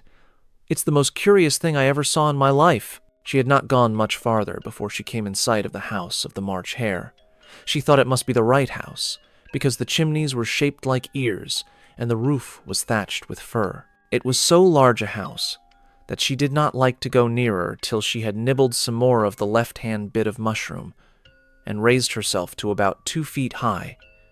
Even then she walked up towards it rather timidly, saying to herself, Suppose it should be raving mad after all. I almost wish I'd gone to see the hatter instead. Chapter 8. A Mad Tea Party. There was a table set out under a tree in front of the house, and the March hare and the hatter were having tea at it. A dormouse was sitting between them, fast asleep, and the other two were using it as a cushion, resting their elbows on it, and talking over its head. Very uncomfortable for the dormouse, thought Alice. Only, as it's asleep, I suppose it doesn't mind. The table was a large one, but the three were all crowded together at one corner of it. No room, "No room!" they cried out when they saw Alice coming. "There's plenty of room," said Alice indignantly, and she sat down in a large armchair at one end of the table. "Have some wine," the March Hare said in an encouraging tone. Alice looked all round the table, but there was nothing on it but tea. "I don't see any wine," she remarked. "There isn't any," said the March Hare. "Then it wasn't very civil of you to offer it," said Alice angrily. "It wasn't very civil of you to sit down without being invited," said the March Hare. "I didn't know it was your table," said Alice. "It's laid for a great many more than 3. "Your hair wants cutting," said the Hatter. He had been looking at Alice for some time with great curiosity, and this was his first speech. "You should learn not to make personal remarks," Alice said with some severity. "It's very rude." The Hatter opened his eyes very wide on hearing this, but all he said was, "Why is a raven like a writing desk?" "Come, we shall have some fun now," thought Alice. "I'm glad they've begun asking riddles. I believe I can guess that," she added aloud. "Do you mean that you think you can find out the answer to it?" said the March Hare. "Exactly so," said Alice. "Then you should say what you mean," the March Hare went on. "I do," Alice hastily replied. At least I mean what I say. That's the same thing, you know." "Not the same thing a bit," said the Hatter. "You might just as well say that 'I see what I eat' is the same thing as 'I eat what I see.' You might just as well say," added the March Hare, "that I like what I get is the same thing as I get what I like." "You might just as well say," added the Dormouse, who seemed to be talking in his sleep, "that I breathe when I sleep is the same thing as I sleep when I breathe." "It is the same thing with you," said the Hatter, and here the conversation dropped, and the party sat silent for a minute, while Alice thought over all she could remember about ravens and writing desks, which wasn't much. The Hatter was the first to break the silence. "What day of the month is it?" he said, turning to Alice. He had taken his watch out of his pocket and was looking at it uneasily, shaking it every now and then, and holding it to his ear. Alice considered a little, and then said, "The 4th. 2 days wrong," sighed the Hatter. "I told you butter wouldn't suit the works," he added, looking angrily at the March Hare. "It was the best butter," the March Hare meekly replied. "Yes, but some crumbs must have got in as well," the Hatter grumbled. "You shouldn't have put it in with the bread knife." The March Hare took the watch and looked at it gloomily. Then he dipped it into his cup of tea and looked at it again, but he could think of nothing better to say than his first remark. It was the best butter. You know, Alice had been looking over his shoulder with some curiosity. "What a funny watch," she remarked. "It tells the day of the month and doesn't tell what o'clock it is." "Why should it?" muttered the Hatter. "Does your watch tell you what year it is?" "Of course not," Alice replied very readily. "But that's because it stays the same year for such a long time together." "Which is just the case with mine," said the Hatter. Alice felt dreadfully puzzled. The Hatter's remark seemed to have no sort of meaning in it, and yet it was certainly English. "I don't quite understand you," she said, as politely as she could. "The Dormouse is asleep again," said the Hatter, and he poured a little hot tea upon its nose. The Dormouse shook its head impatiently and said, without opening its eyes, of course, just what I was going to remark myself." "Have you guessed the riddle yet?" the Hatter said, turning to Alice again. "No, I give it up," Alice replied. "What's the answer?" "I haven't the slightest idea," said the Hatter. "Nor I," said the March Hare. Alice sighed wearily. "I think you might do something better with the time," she said, "than waste it in asking riddles that have no answers." "If you knew time as well as I do," said the Hatter, "you wouldn't talk about wasting it. It's him." "I don't know what you mean," said Alice. "Of course you don't," the Hatter said, tossing his head contemptuously. "I dare say you never even spoke to time." "Perhaps not," Alice cautiously replied. "But I know I have to beat time when I learn music." "Ah, that accounts for it," said the Hatter. "He won't stand beating. Now, if you only kept on good terms with him, he'd do almost anything you liked with the clock. For instance, suppose it were 9 o'clock in the morning, just time to begin lessons. You'd only have to whisper a hint to time, and round goes the clock in a twinkling. 1:30, time for dinner. I only wish it was," the March Hare said to itself in a whisper.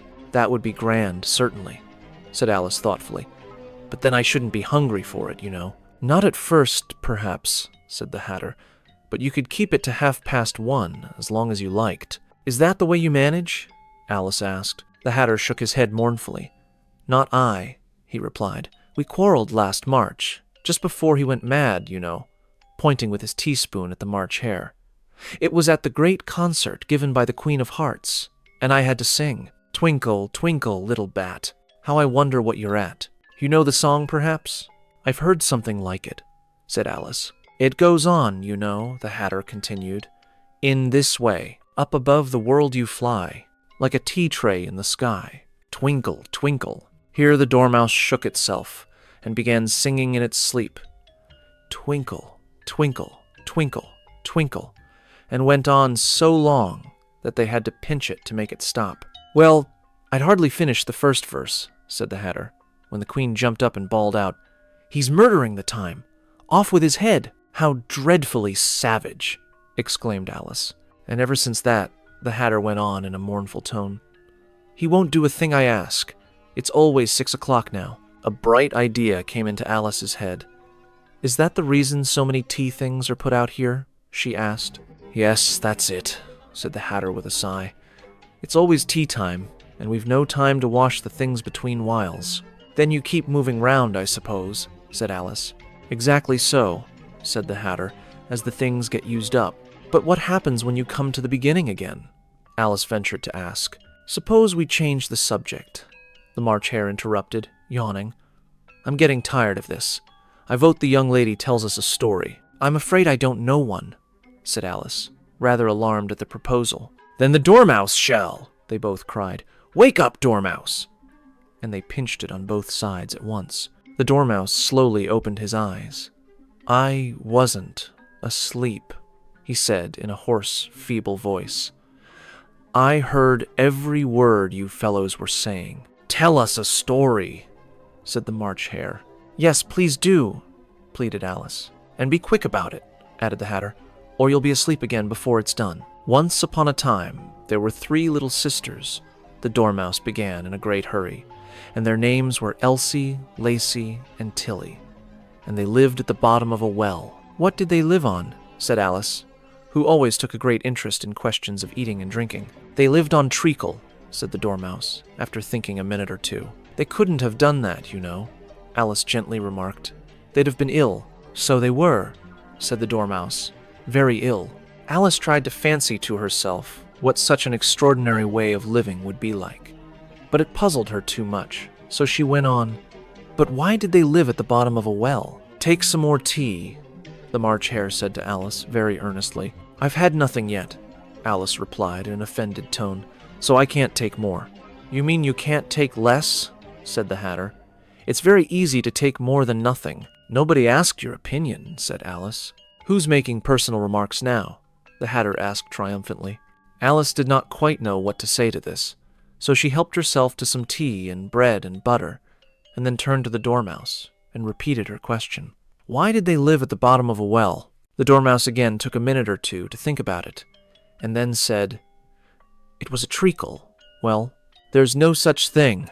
Alice was beginning very angrily, but the Hatter and the March Hare went, Shh, shh, and the Dormouse sulkily remarked, If you can't be civil, you'd better finish the story for yourself. No, please go on, Alice said very humbly. I won't interrupt again. I dare say there may be one. One indeed, said the Dormouse indignantly. However, he consented to go on. And so these 3 little sisters, they were learning to draw, you know. What did they draw? Said Alice, quite forgetting her promise. Treacle, said the Dormouse, without considering at all this time. I want a clean cup, interrupted the Hatter. Let's all move one place on. He moved on as he spoke, and the Dormouse followed him. The March Hare moved into the Dormouse's place, and Alice rather unwillingly took the place of the March Hare. The Hatter was the only one who got any advantage from the change, and Alice was a good deal worse off than before, as the March Hare had just upset the milk jug into his plate. Alice did not wish to offend the Dormouse again, so she began very cautiously, But I don't understand. Where did they draw the treacle from? You can draw water out of a water. Well, said the Hatter, so I should think you could draw treacle out of a treacle. Well, eh, stupid? But they were in the well, Alice said to the Dormouse, not choosing to notice this last remark. Of course they were, said the Dormouse. Well in. This answer so confused poor Alice that she let the Dormouse go on for some time without interrupting it. They were learning to draw, the Dormouse went on, yawning and rubbing its eyes, for it was getting very sleepy, and they drew all manner of things, everything that begins with an M. Why with an M? Said Alice. Why not? Said the March Hare. Alice was silent. The Dormouse had closed its eyes by this time, and was going off into a doze, but on being pinched by the Hatter, it woke up again with a little shriek, and went on. That begins with an M, such as mousetraps, and the moon, and memory, and muchness. You know, you say things are much of a muchness. Did you ever see such a thing as a drawing of a muchness? Really? Now you ask me, said Alice, very much confused. I don't think. Then you shouldn't talk, said the Hatter. This piece of rudeness was more than Alice could bear. She got up in great disgust and walked off. The Dormouse fell asleep instantly, and neither of the others took the least notice of her going, though she looked back once or twice, half hoping that they would call after her. The last time she saw them, they were trying to put the Dormouse into the teapot.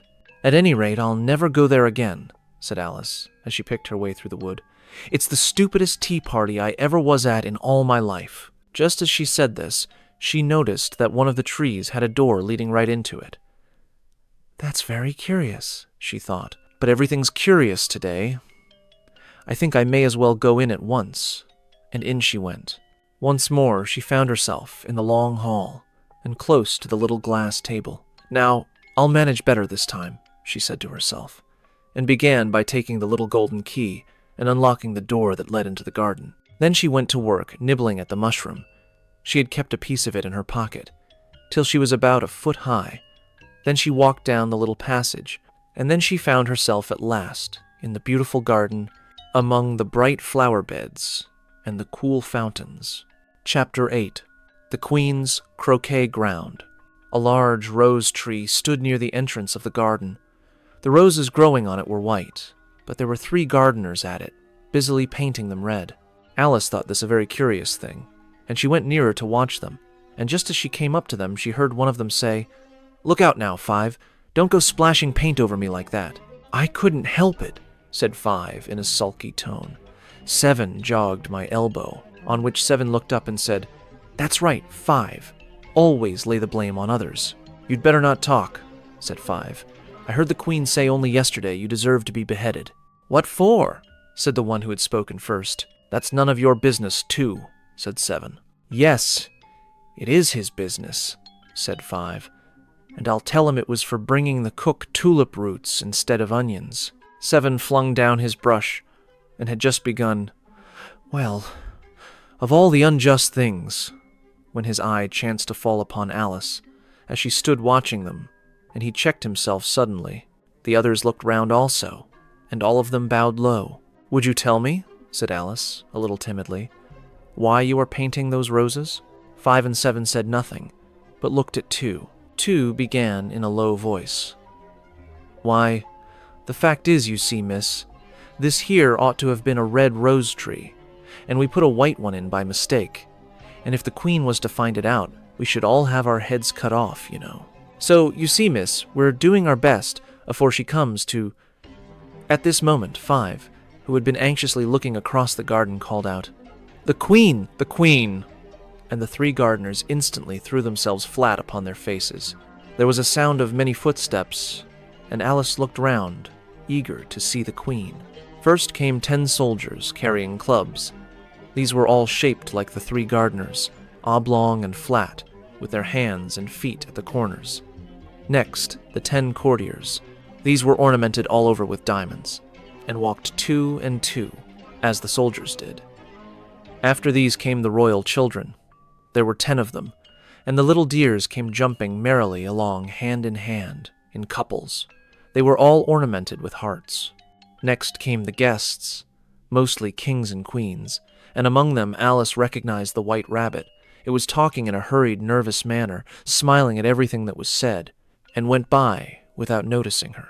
Then followed the Knave of Hearts, carrying the king's crown on a crimson velvet cushion.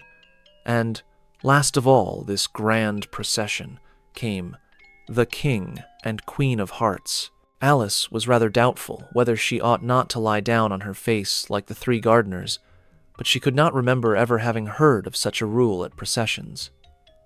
And besides, what would be the use of a procession, thought she, if people had all to lie down upon their faces so that they couldn't see it? So she stood still where she was and waited. When the procession came opposite to Alice, they all stopped and looked at her, and the Queen said severely, "Who is this?"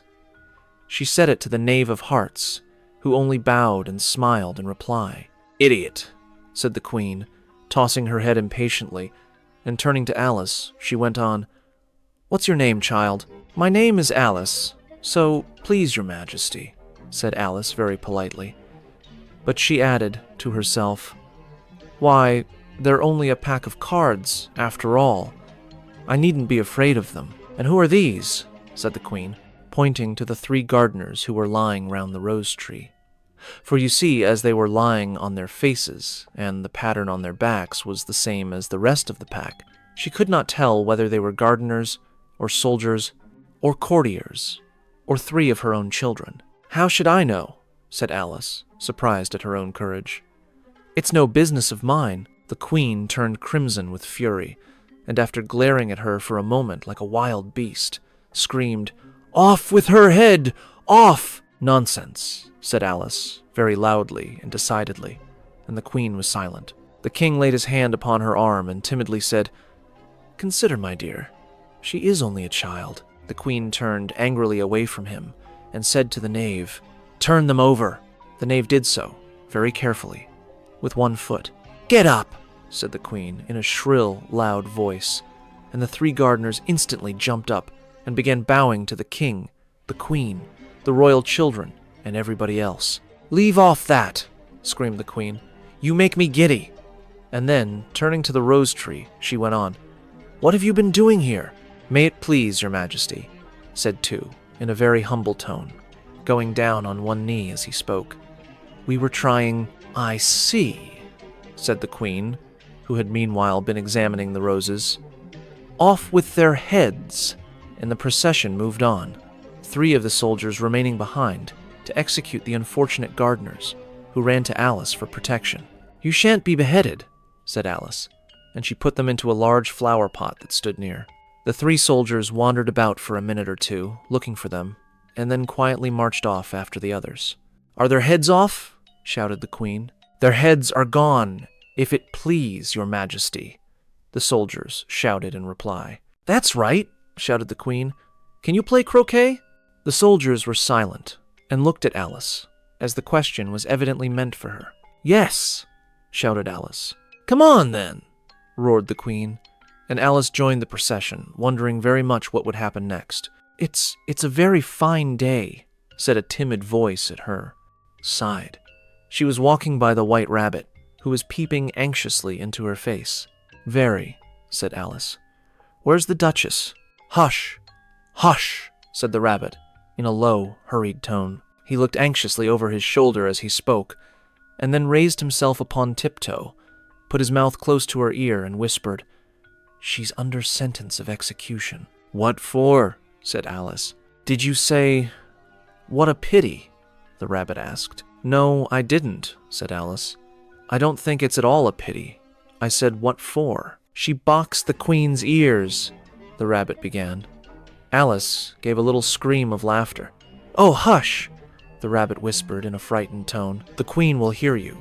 You see, she came rather late, and the Queen said, 'Get to your places,'" shouted the Queen in a voice of thunder, and people began running about in all directions, tumbling up against each other. However, they got settled down in a minute or two, and the game began. Alice thought she had never seen such a curious croquet ground in her life. It was all ridges and furrows. The balls were live hedgehogs, the mallets live flamingos, and the soldiers had to double themselves up and to stand on their hands and feet to make the arches. The chief difficulty Alice found at first was in managing her flamingo.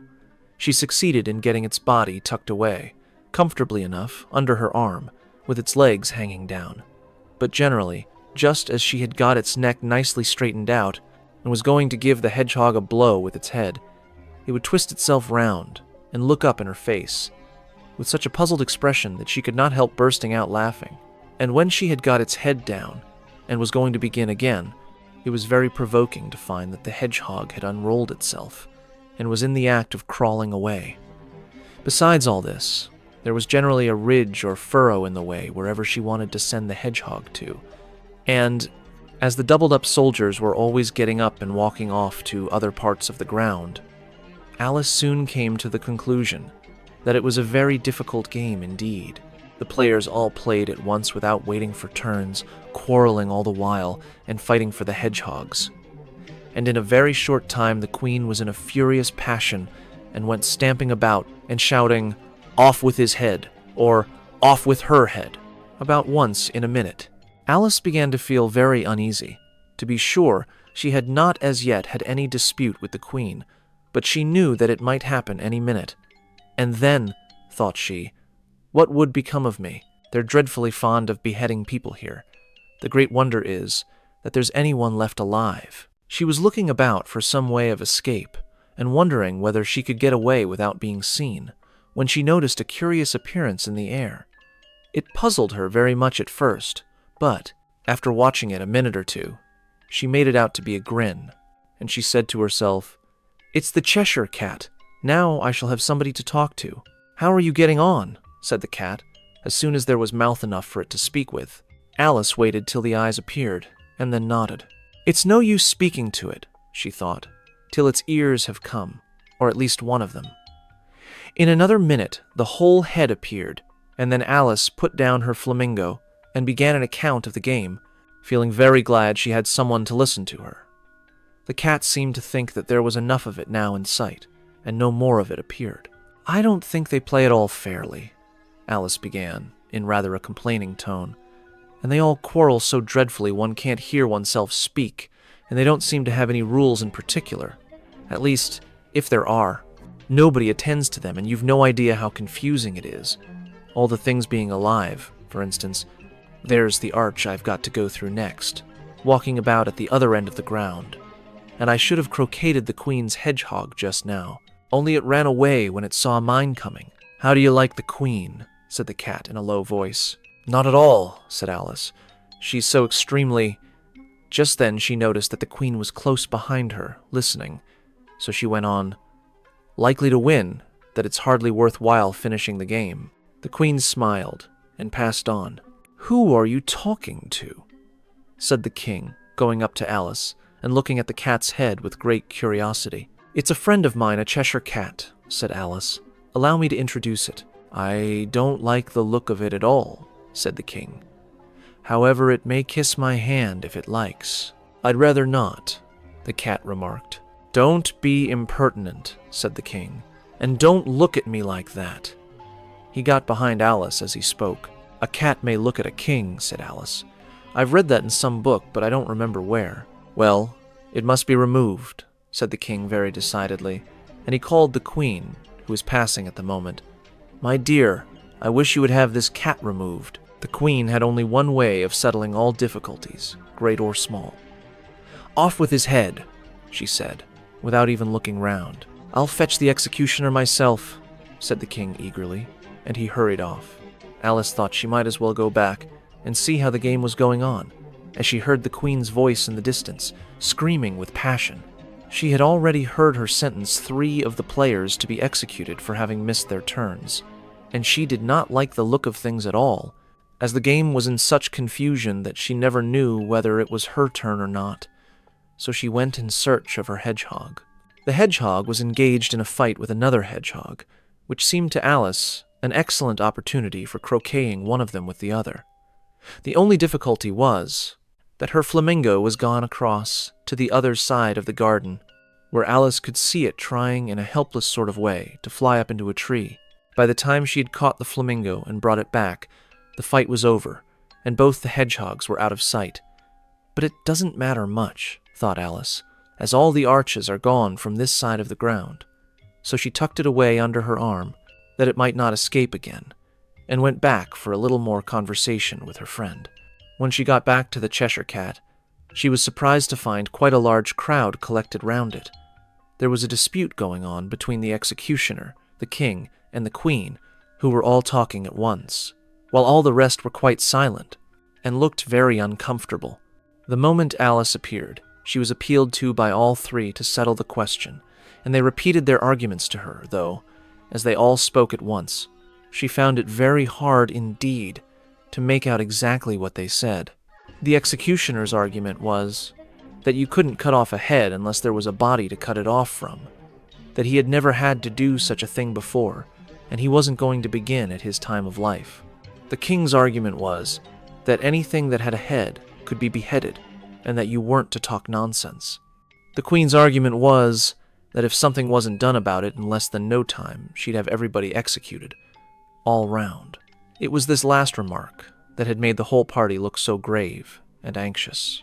Alice could think of nothing else to say but, "It belongs to the Duchess. You'd better ask her about it. She's in prison," the queen said to the executioner. "Fetch her here."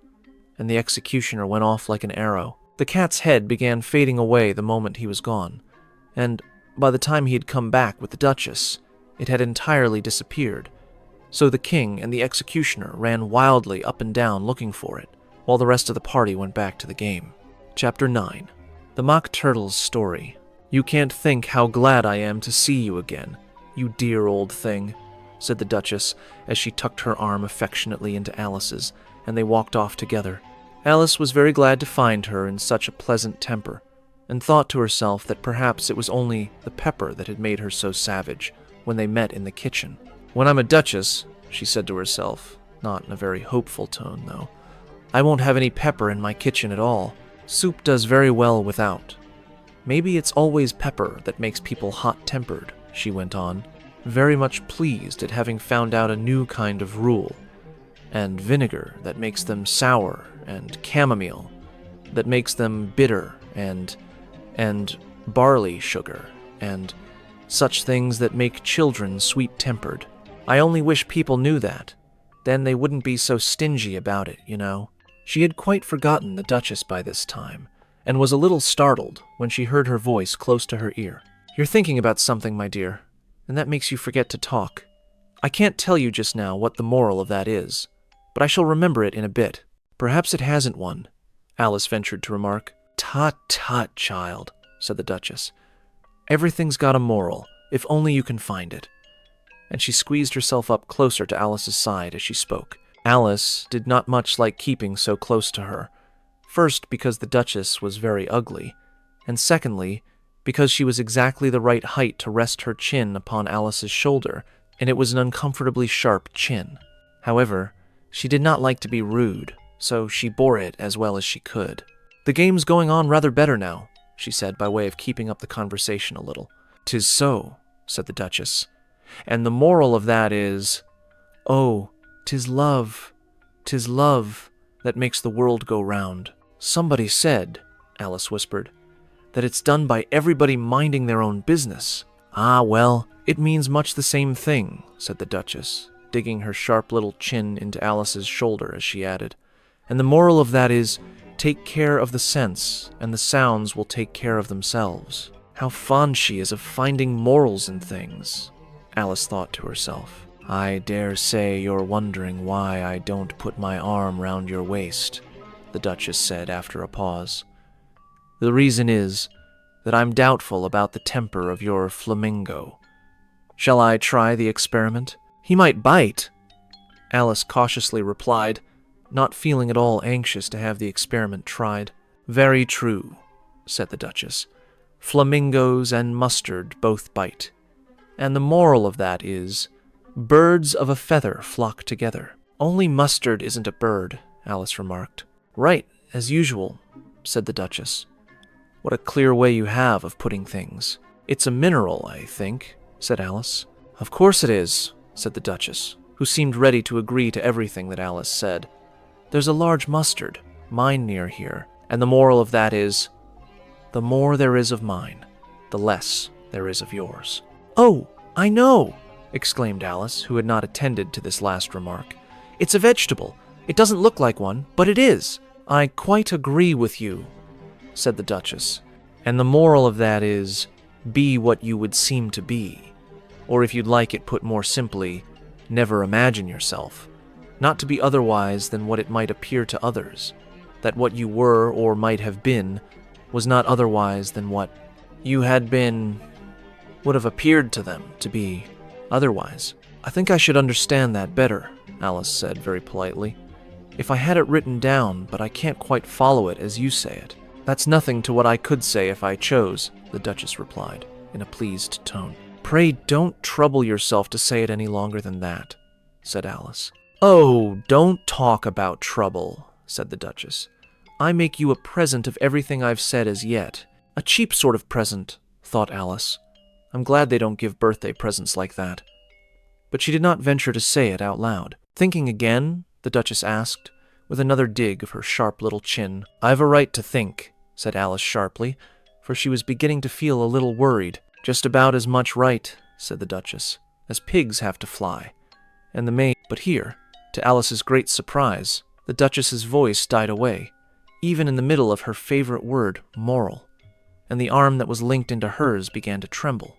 Alice looked up, and there stood the Queen in front of them, with her arms folded, frowning like a thunderstorm. A fine day, Your Majesty, the Duchess began in a low, weak voice. Now, I give you fair warning, shouted the Queen, stamping on the ground as she spoke. Either you or your head must be off, and that in about half, no time. Take your choice. The Duchess took her choice, and was gone in a moment. Let's go on with the game, the Queen said to Alice. And Alice was too much frightened to say a word, but slowly followed her back to the croquet ground. The other guests had taken advantage of the Queen's absence, and were resting in the shade. However, the moment they saw her, they hurried back to the game, the Queen merely remarking that a moment's delay would cost them their lives.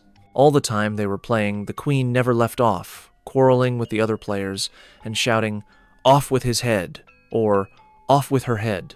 Those whom she sentenced were taken into custody by the soldiers, who of course had to leave off being arches to do this, so that by the end of half an hour or so there were no arches left, and all the players, except the King, the Queen, and Alice, were in custody and under sentence of execution.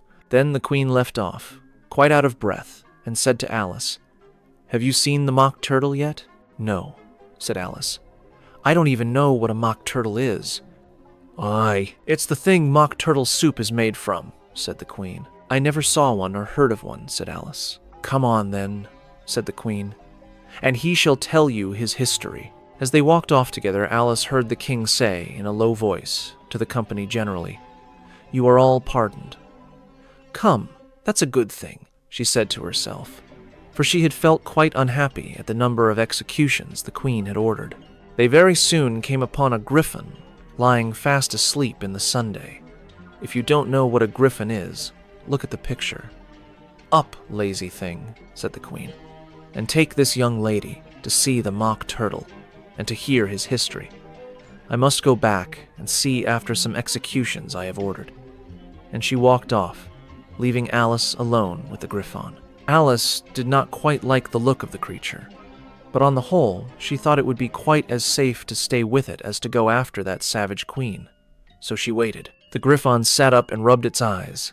Then it watched the Queen till she was out of sight. Then it chuckled. "What fun," said the griffon, half to itself, half to Alice. "What is the fun?" said Alice. "Why, she," said the griffon. "It's all her fancy, that. They never executes nobody, you know. Come on." "Everybody says come on here," thought Alice, as she went slowly after it. "I never was so ordered about in all my life. Never." They had not gone far before they saw the mock turtle in the distance, sitting sad and lonely on a little ledge of rock, and, as they came nearer, Alice could hear him sighing as if his heart would break. She pitied him deeply. "What is his sorrow?" she asked the griffon, and the griffon answered, very nearly in the same words as before, "It's all his fancy, that he hasn't got no sorrow, you know. Come on." So they went up to the mock turtle, who looked at them with large eyes full of tears, but said nothing. "This here, young lady," said the griffon, She wants for to know your history, she do. I'll tell it her, said the Mock Turtle in a deep, hollow tone. Sit down, both of you, and don't speak a word till I've finished. So they sat down, and nobody spoke for some minutes. Alice thought to herself, I don't see how he can ever finish if he doesn't begin. But she waited patiently. Once, said the Mock Turtle at last with a deep sigh, I was a real turtle. These words were followed by a very long silence, broken only by an occasional exclamation of "Poof" from the Griffin, and the constant heavy sobbing of the Mock Turtle. Alice was very nearly getting up and saying, Thank you, sir, for your interesting story, but she could not help thinking there must be more to come. So she sat still and said nothing. When we were little, the Mock Turtle went on at last, more calmly, though still sobbing a little now and then, we went to school in the sea. The master was an old turtle. We used to call him Tortoise. Why did you call him Tortoise, if he wasn't one? Alice asked. We called him Tortoise because he taught us, said the Mock Turtle angrily. Really, you are very dull. You ought to be ashamed of yourself for asking such a simple question, added the Griffin. And then they both sat silent and looked at poor Alice, who felt ready to sink into the earth. At last, the Griffin said to the Mock Turtle, Drive on, old fellow. Don't be all day about it. And he went on in these words. Yes, we went to school in the sea, though you mayn't believe it. I never said I didn't, interrupted Alice. You did, said the Mock Turtle. Hold your tongue, added the Griffin, before Alice could speak again. The Mock Turtle went on. We had the best of educations, in fact. We went to school every day. I've been to a day school, too, said Alice. You needn't be so proud as all that. With extras? Asked the Mock Turtle, a little anxiously. Yes, said Alice. We learned French and music. And washing? Said the Mock Turtle. Certainly not, said Alice indignantly. Ah, then yours wasn't a really good school, said the Mock Turtle in a tone of great relief. Now at ours they had at the end of the bill, French, music, and washing extra. You couldn't have wanted it much, said Alice, living at the bottom of the sea. I couldn't afford to learn it, said the Mock Turtle with a sigh. I only took the regular course. What was that? Inquired Alice. Reeling and writhing, of course, to begin with, the Mock Turtle replied.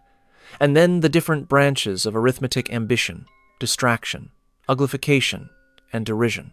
I never heard of uglification, Alice ventured to say. What is it? The Griffon lifted up both its paws in surprise. What? Never heard of uglifying? It exclaimed. You know what to beautify is, I suppose? Yes, said Alice doubtfully. It means to make anything prettier.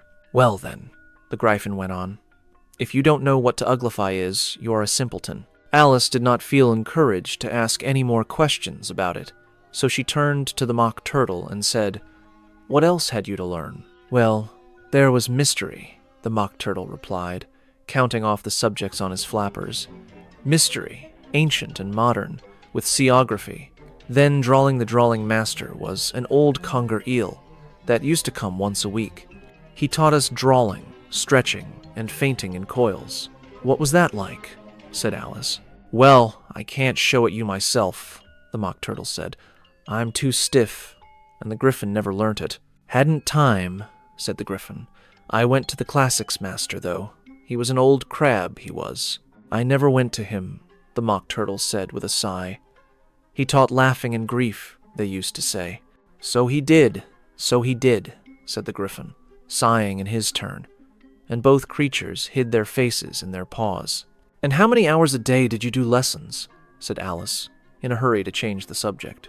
10 hours the first day, said the Mock Turtle, 9 the next, and so on. What a curious plan, exclaimed Alice. That's the reason they're called lessons, the Griffin remarked, because they lesson from day to day.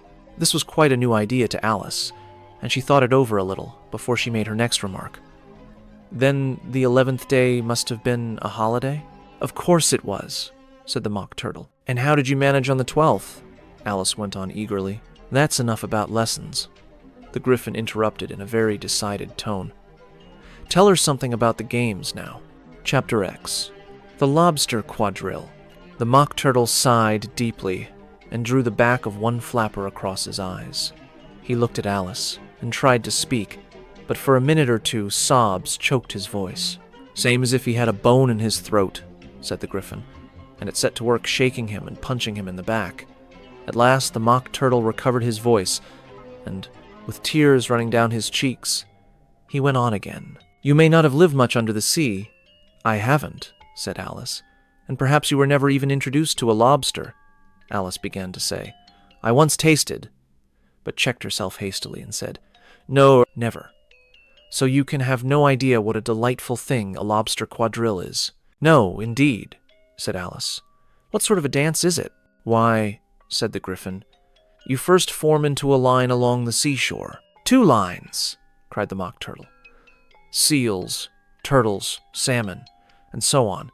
Then, when you've cleared all the jelly, fish out of the way." "That generally takes some time," interrupted the Griffon. "You advance twice." "Each with a lobster as a partner," cried the Griffin. "Of course," the Mock Turtle said. "Advance twice, set to partners, change lobsters, and retire in same order," continued the Griffin. "Then, you know," the Mock Turtle went on, "you throw the lobsters!"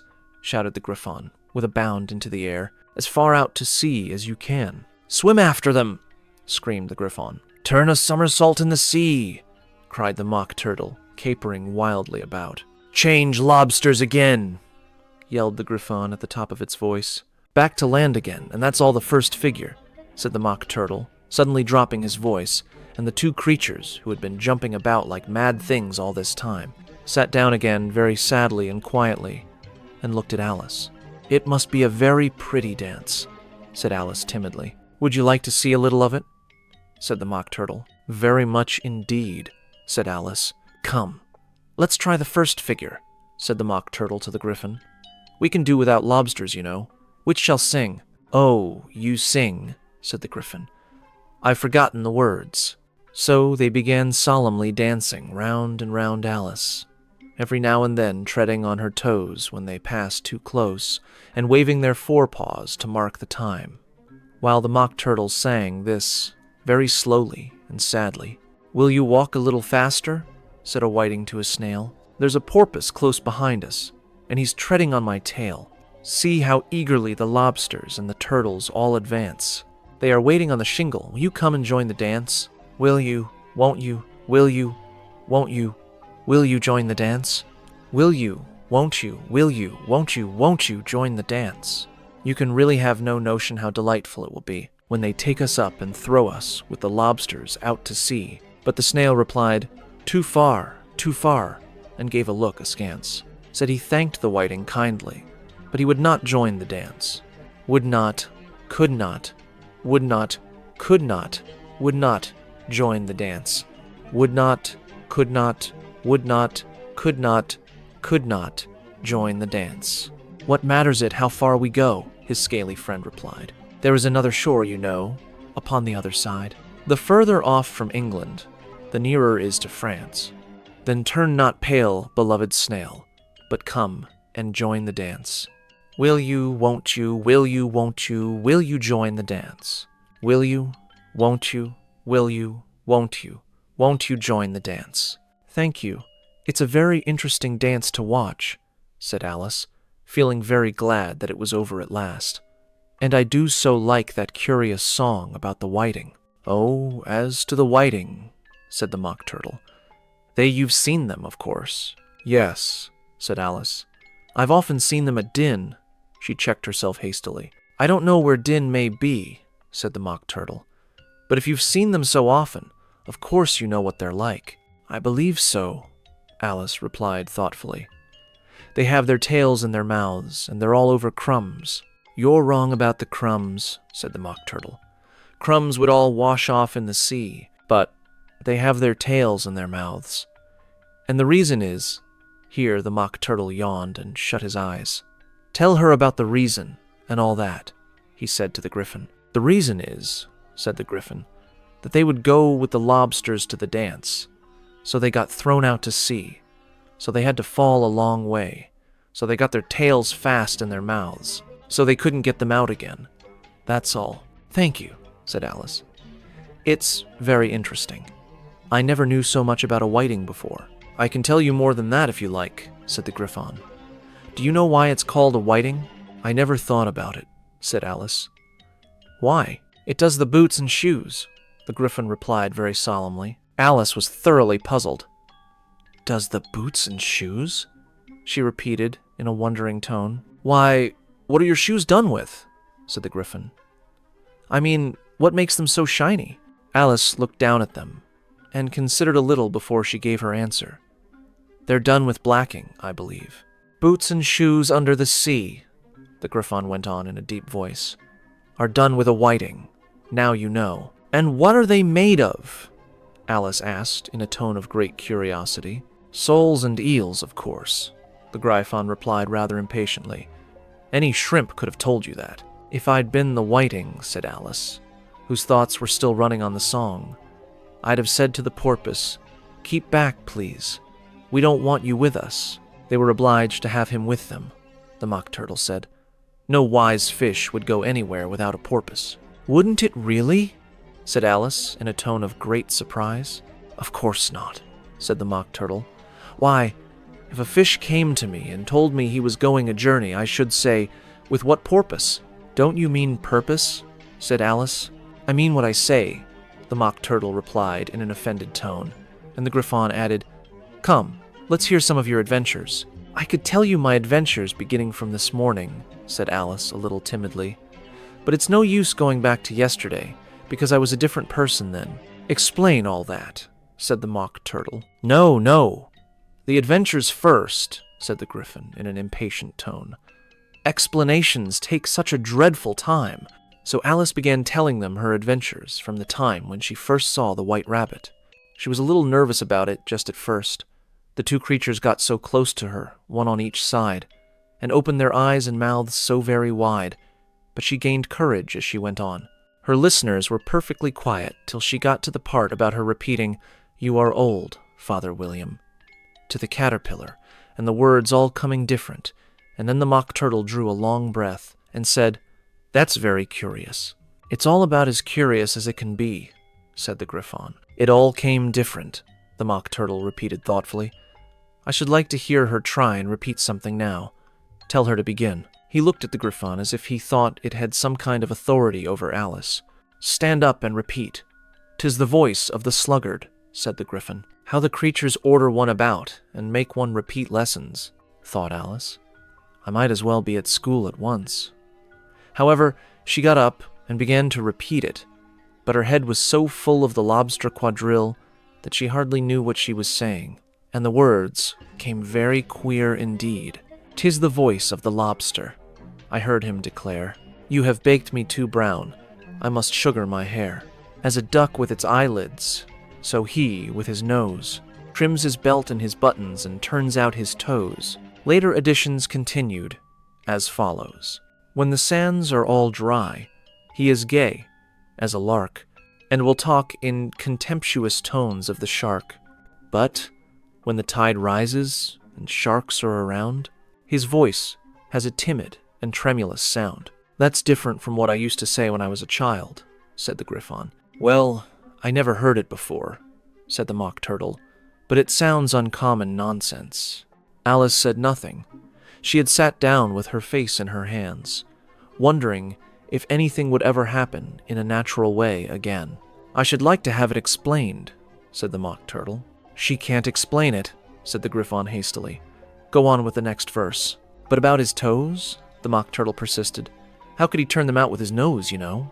It's the first position in dancing, Alice said, but was dreadfully puzzled by the whole thing and longed to change the subject. Go on with the next verse, the Griffon repeated impatiently. It begins, I passed by his garden. Alice did not dare to disobey, though she felt sure it would all come wrong, and she went on in a trembling voice. I passed by his garden and marked with one eye how the owl and the panther were sharing a pie.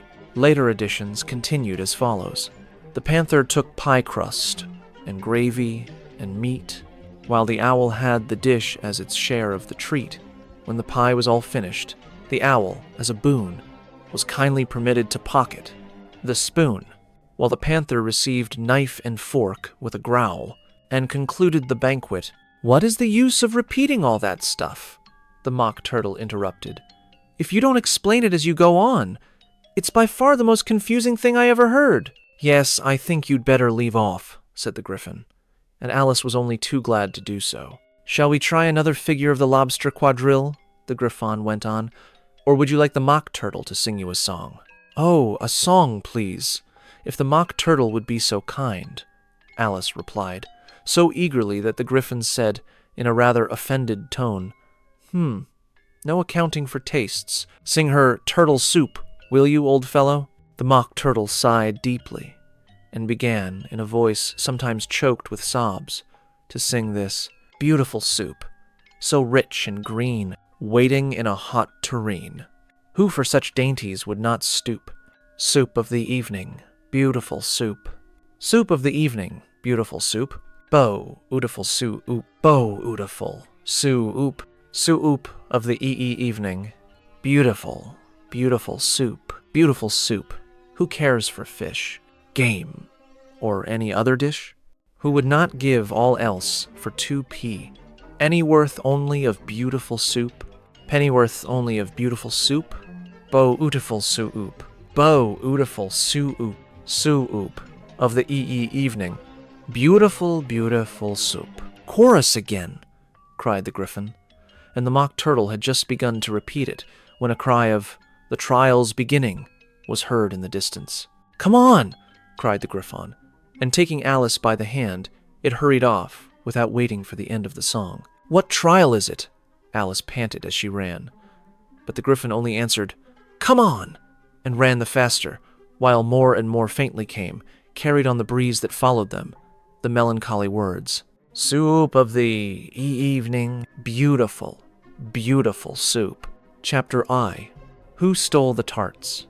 The King and Queen of Hearts were seated on their throne when they arrived, with a great crowd assembled about them, all sorts of little birds and beasts, as well as the whole pack of cards.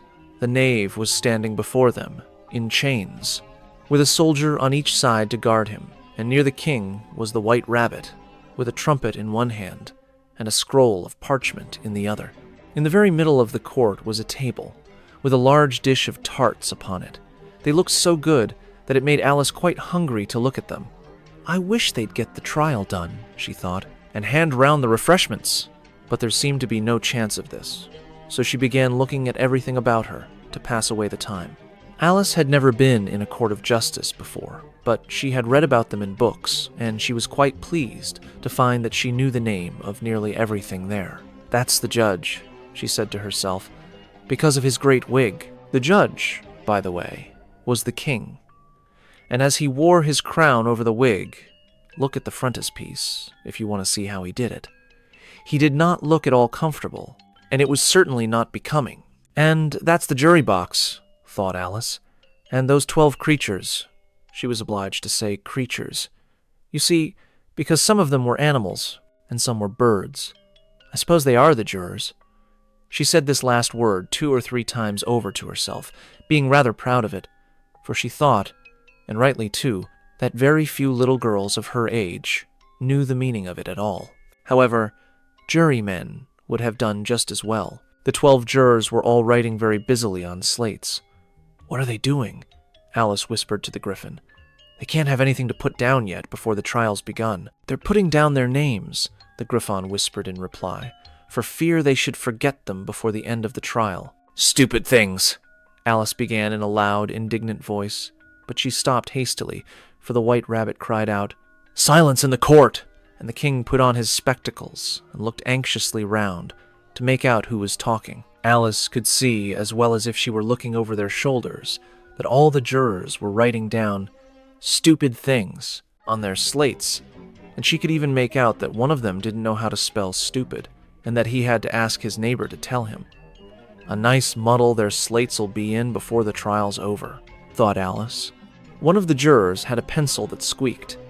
This, of course, Alice could not stand, and she went round the court and got behind him, and very soon found an opportunity of taking it away. She did it so quickly that the poor little juror, it was Bill, the lizard, could not make out at all what had become of it. So, after hunting all about for it, he was obliged to write with one finger for the rest of the day, and this was of very little use, as it left no mark on the slate. "Herald, read the accusation," said the king. On this, the white rabbit blew 3 blasts on the trumpet, and then unrolled the parchment scroll and read as follows. "The Queen of Hearts, she made some tarts, all on a summer day.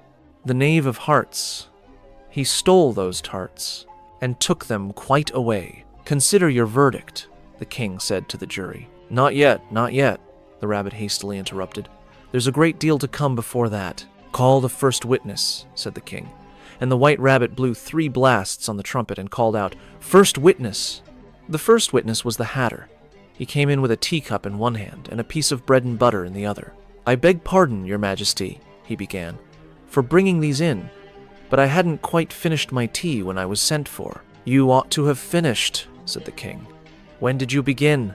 The Hatter looked at the March Hare, who had followed him into the court, arm in arm with the Dormouse.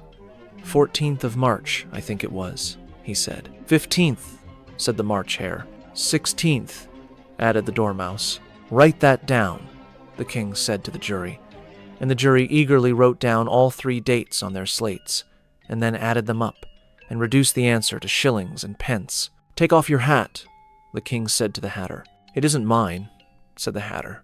"Stolen," the king exclaimed, turning to the jury, who instantly made a memorandum of the fact. "I keep them to sell," the Hatter added as an explanation. "I've none of my own. I'm a Hatter." Here the queen put on her spectacles and began staring at the Hatter, who turned pale and fidgeted. "Give your evidence," said the king, "and don't be nervous, or I'll have you executed on the spot." This did not seem to encourage the witness at all. He kept shifting from one foot to the other, looking uneasily at the queen, and in his confusion he bit a large piece out of his teacup instead of the bread and butter. Just at this moment, Alice felt a very curious sensation, which puzzled her a good deal until she made out what it was. She was beginning to grow larger again, and she thought at first she would get up and leave the court. But on second thoughts, she decided to remain where she was, as long as there was room for her. "I wish you wouldn't squeeze so," said the Dormouse, who was sitting next to her. "I can hardly breathe." "I can't help it," said Alice very meekly. "I'm growing." "You've no right to grow here," said the Dormouse. "Don't talk nonsense," said Alice more boldly. "You know you're growing too." "Yes, but I grow at a reasonable pace," said the Dormouse. "Not in that ridiculous fashion." And he got up very sulkily and crossed over to the other side of the court. All this time, the queen had never left off staring at the Hatter, and, just as the Dormouse crossed the court, she said to one of the officers of the court, "Bring me the list of the singers in the last concert," on which the wretched Hatter trembled so that he shook both his shoes off. "Give your evidence," the king repeated angrily, "or I'll have you executed, whether you're nervous or not." "I'm a poor man, your majesty," the Hatter began in a trembling voice, "and I hadn't begun my tea not above a week or so, and what with the bread and butter getting so thin and the twinkling of the tea." "The twinkling of the what?" said the king. "It began with the tea," the Hatter replied. "Of course twinkling begins with a T," said the king sharply. "Do you take me for a dunce? Go on." "I'm a poor man," the Hatter went on, "and most things twinkled after that, only the March Hare said." "I didn't," the March Hare interrupted in a great hurry. "You did," said the Hatter. "I deny it," said the March Hare. "He denies it," said the king. "Leave out that part." "Well, at any rate, the Dormouse said," the Hatter went on, looking anxiously round to see if he would deny it too. But the Dormouse denied nothing, being fast asleep. "After that," continued the Hatter, "I cut some more bread and butter." "But what did the Dormouse say?" one of the jury asked. "That I can't remember," said the Hatter. "You must remember," remarked the king, "or I'll have you executed." The miserable Hatter dropped his teacup and bread and butter and went down on one knee. "I'm a poor man, your majesty," he began. "You're a very poor speaker," said the king. Here one of the guinea pigs cheered, and was immediately suppressed by the officers of the court. As that is rather a hard word, I will just explain to you how it was done. They had a large canvas bag, which tied up at the mouth with strings. Into this they slipped the guinea pig, head first, and then sat upon it. I'm glad I've seen that done, thought Alice. I've so often read in the newspapers, at the end of trials, there was some attempt at applause, which was immediately suppressed by the officers of the court, and I never understood what it meant till now. If that's all you know about it, you may stand down, continued the king. I can't go no lower, said the Hatter. I'm on the floor, as it is. Then you may sit down, the king replied. Here, the other guinea pig cheered, and was suppressed. Come, that finished the guinea pigs, thought Alice. Now we shall get on better. I'd rather finish my tea, said the Hatter, with an anxious look at the queen, who was reading the list of singers. You may go, said the king, and the Hatter hurriedly left the court without even waiting to put his shoes on. And just take his head off outside, the queen added to one of the officers. But the Hatter was out of sight before the officer could get to the door. Call the next witness, said the king. The next witness was the Duchess's cook. She carried the pepper box in her hand, and Alice guessed who it was, even before she got into the court. By the way, the people near the door began sneezing all at once. Give your evidence, said the king. Shan't, said the cook. The king looked anxiously at the White Rabbit, who said in a low voice, Your Majesty must cross-examine this witness.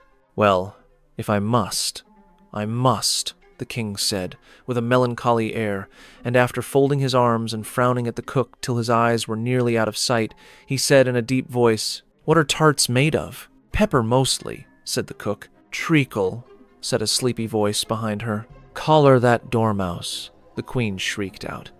Behead that dormouse. Turn that dormouse out of court. Suppress him. Pinch him. Off with his whiskers. For some minutes the whole court was in confusion, getting the dormouse turned out, and by the time they had settled down again, the cook had disappeared. Never mind, said the king, with an air of great relief. Call the next witness. And he added in an undertone to the queen, Really, my dear, you must cross-examine the next witness.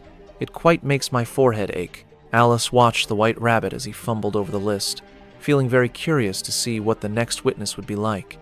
For they haven't got much evidence yet, she said to herself.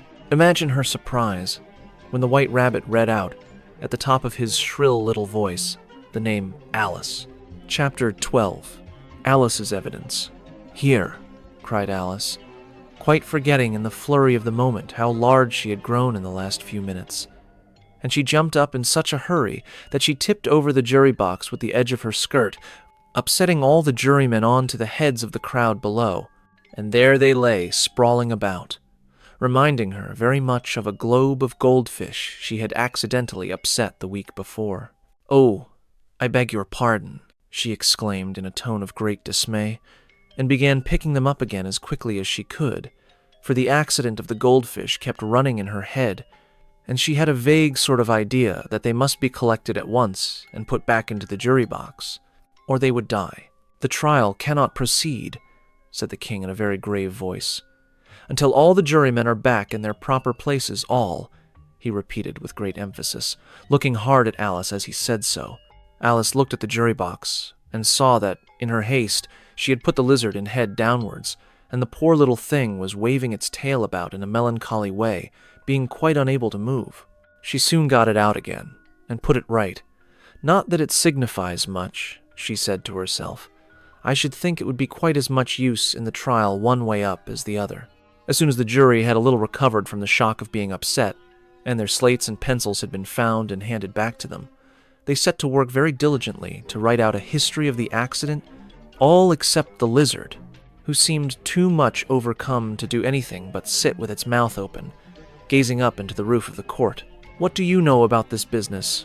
The king said to Alice. Nothing, said Alice. Nothing whatever?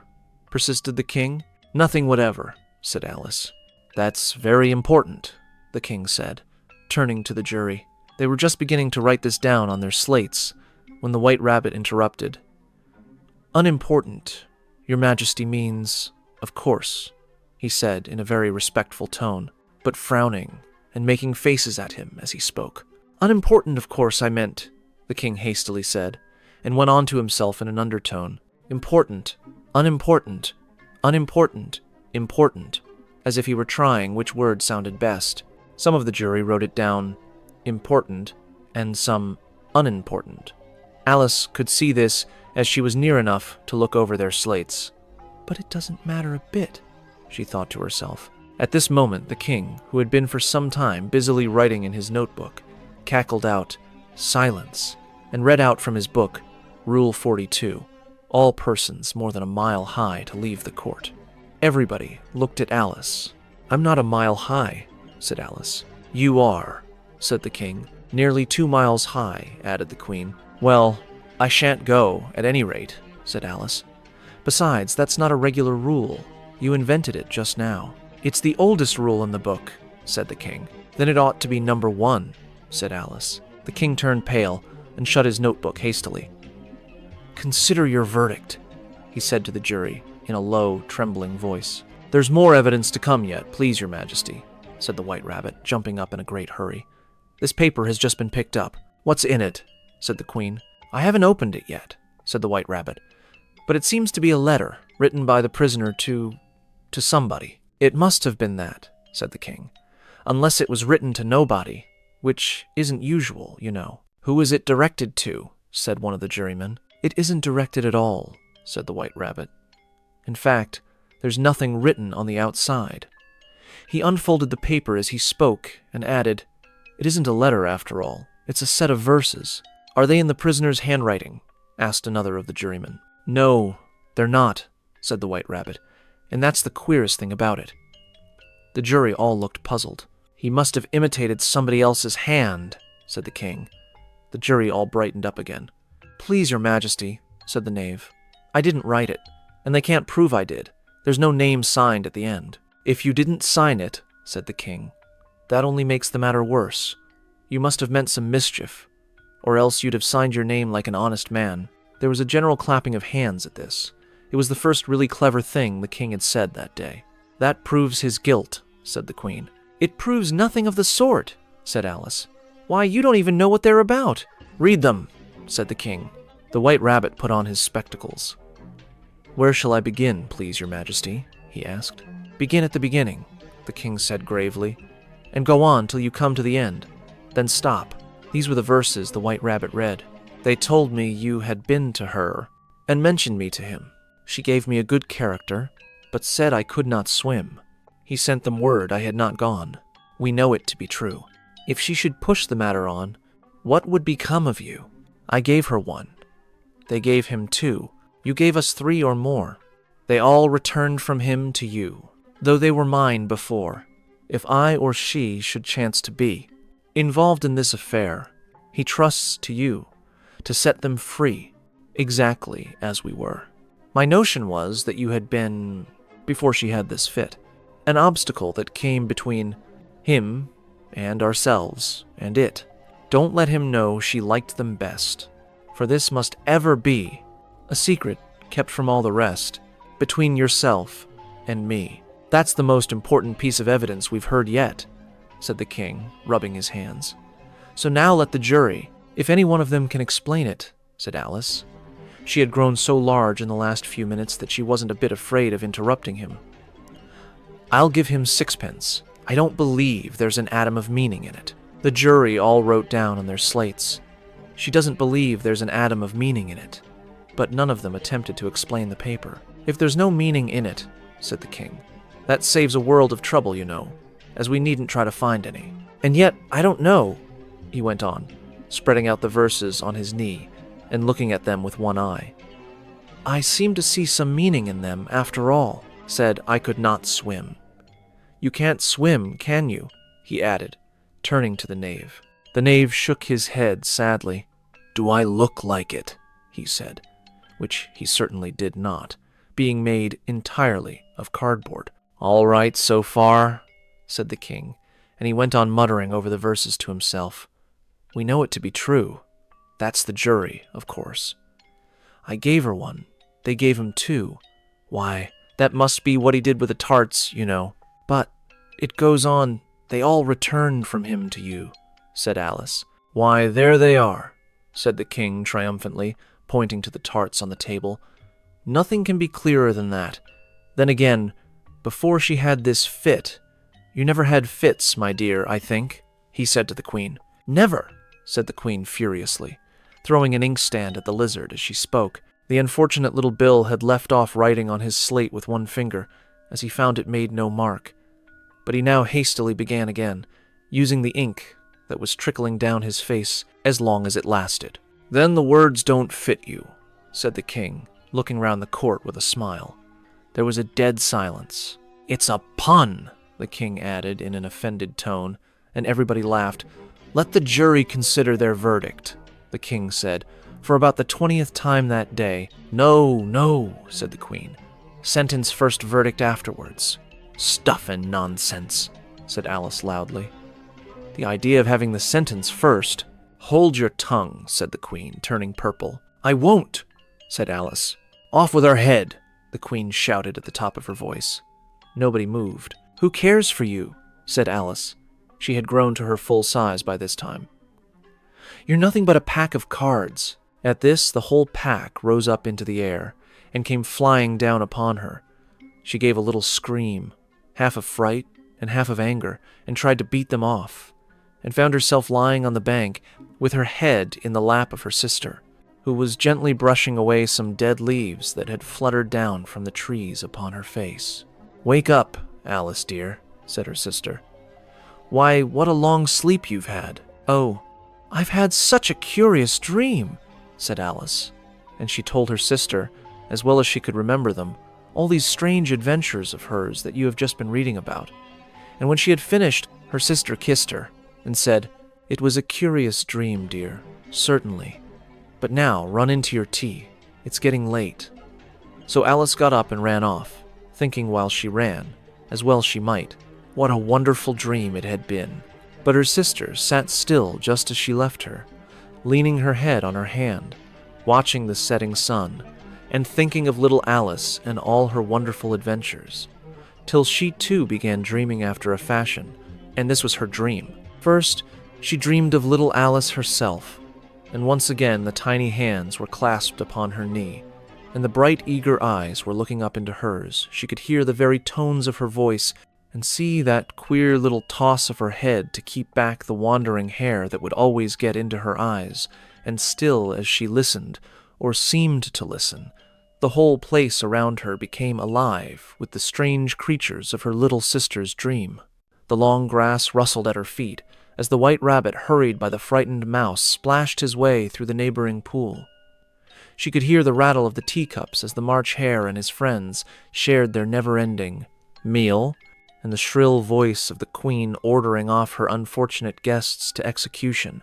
Once more the pig baby was sneezing on the Duchess's knee, while plates and dishes crashed around it. Once more the shriek of the griffin, the squeaking of the lizard's slate pencil, and the choking of the suppressed guinea pigs filled the air, mixed up with the distant sobs of the miserable mock turtle.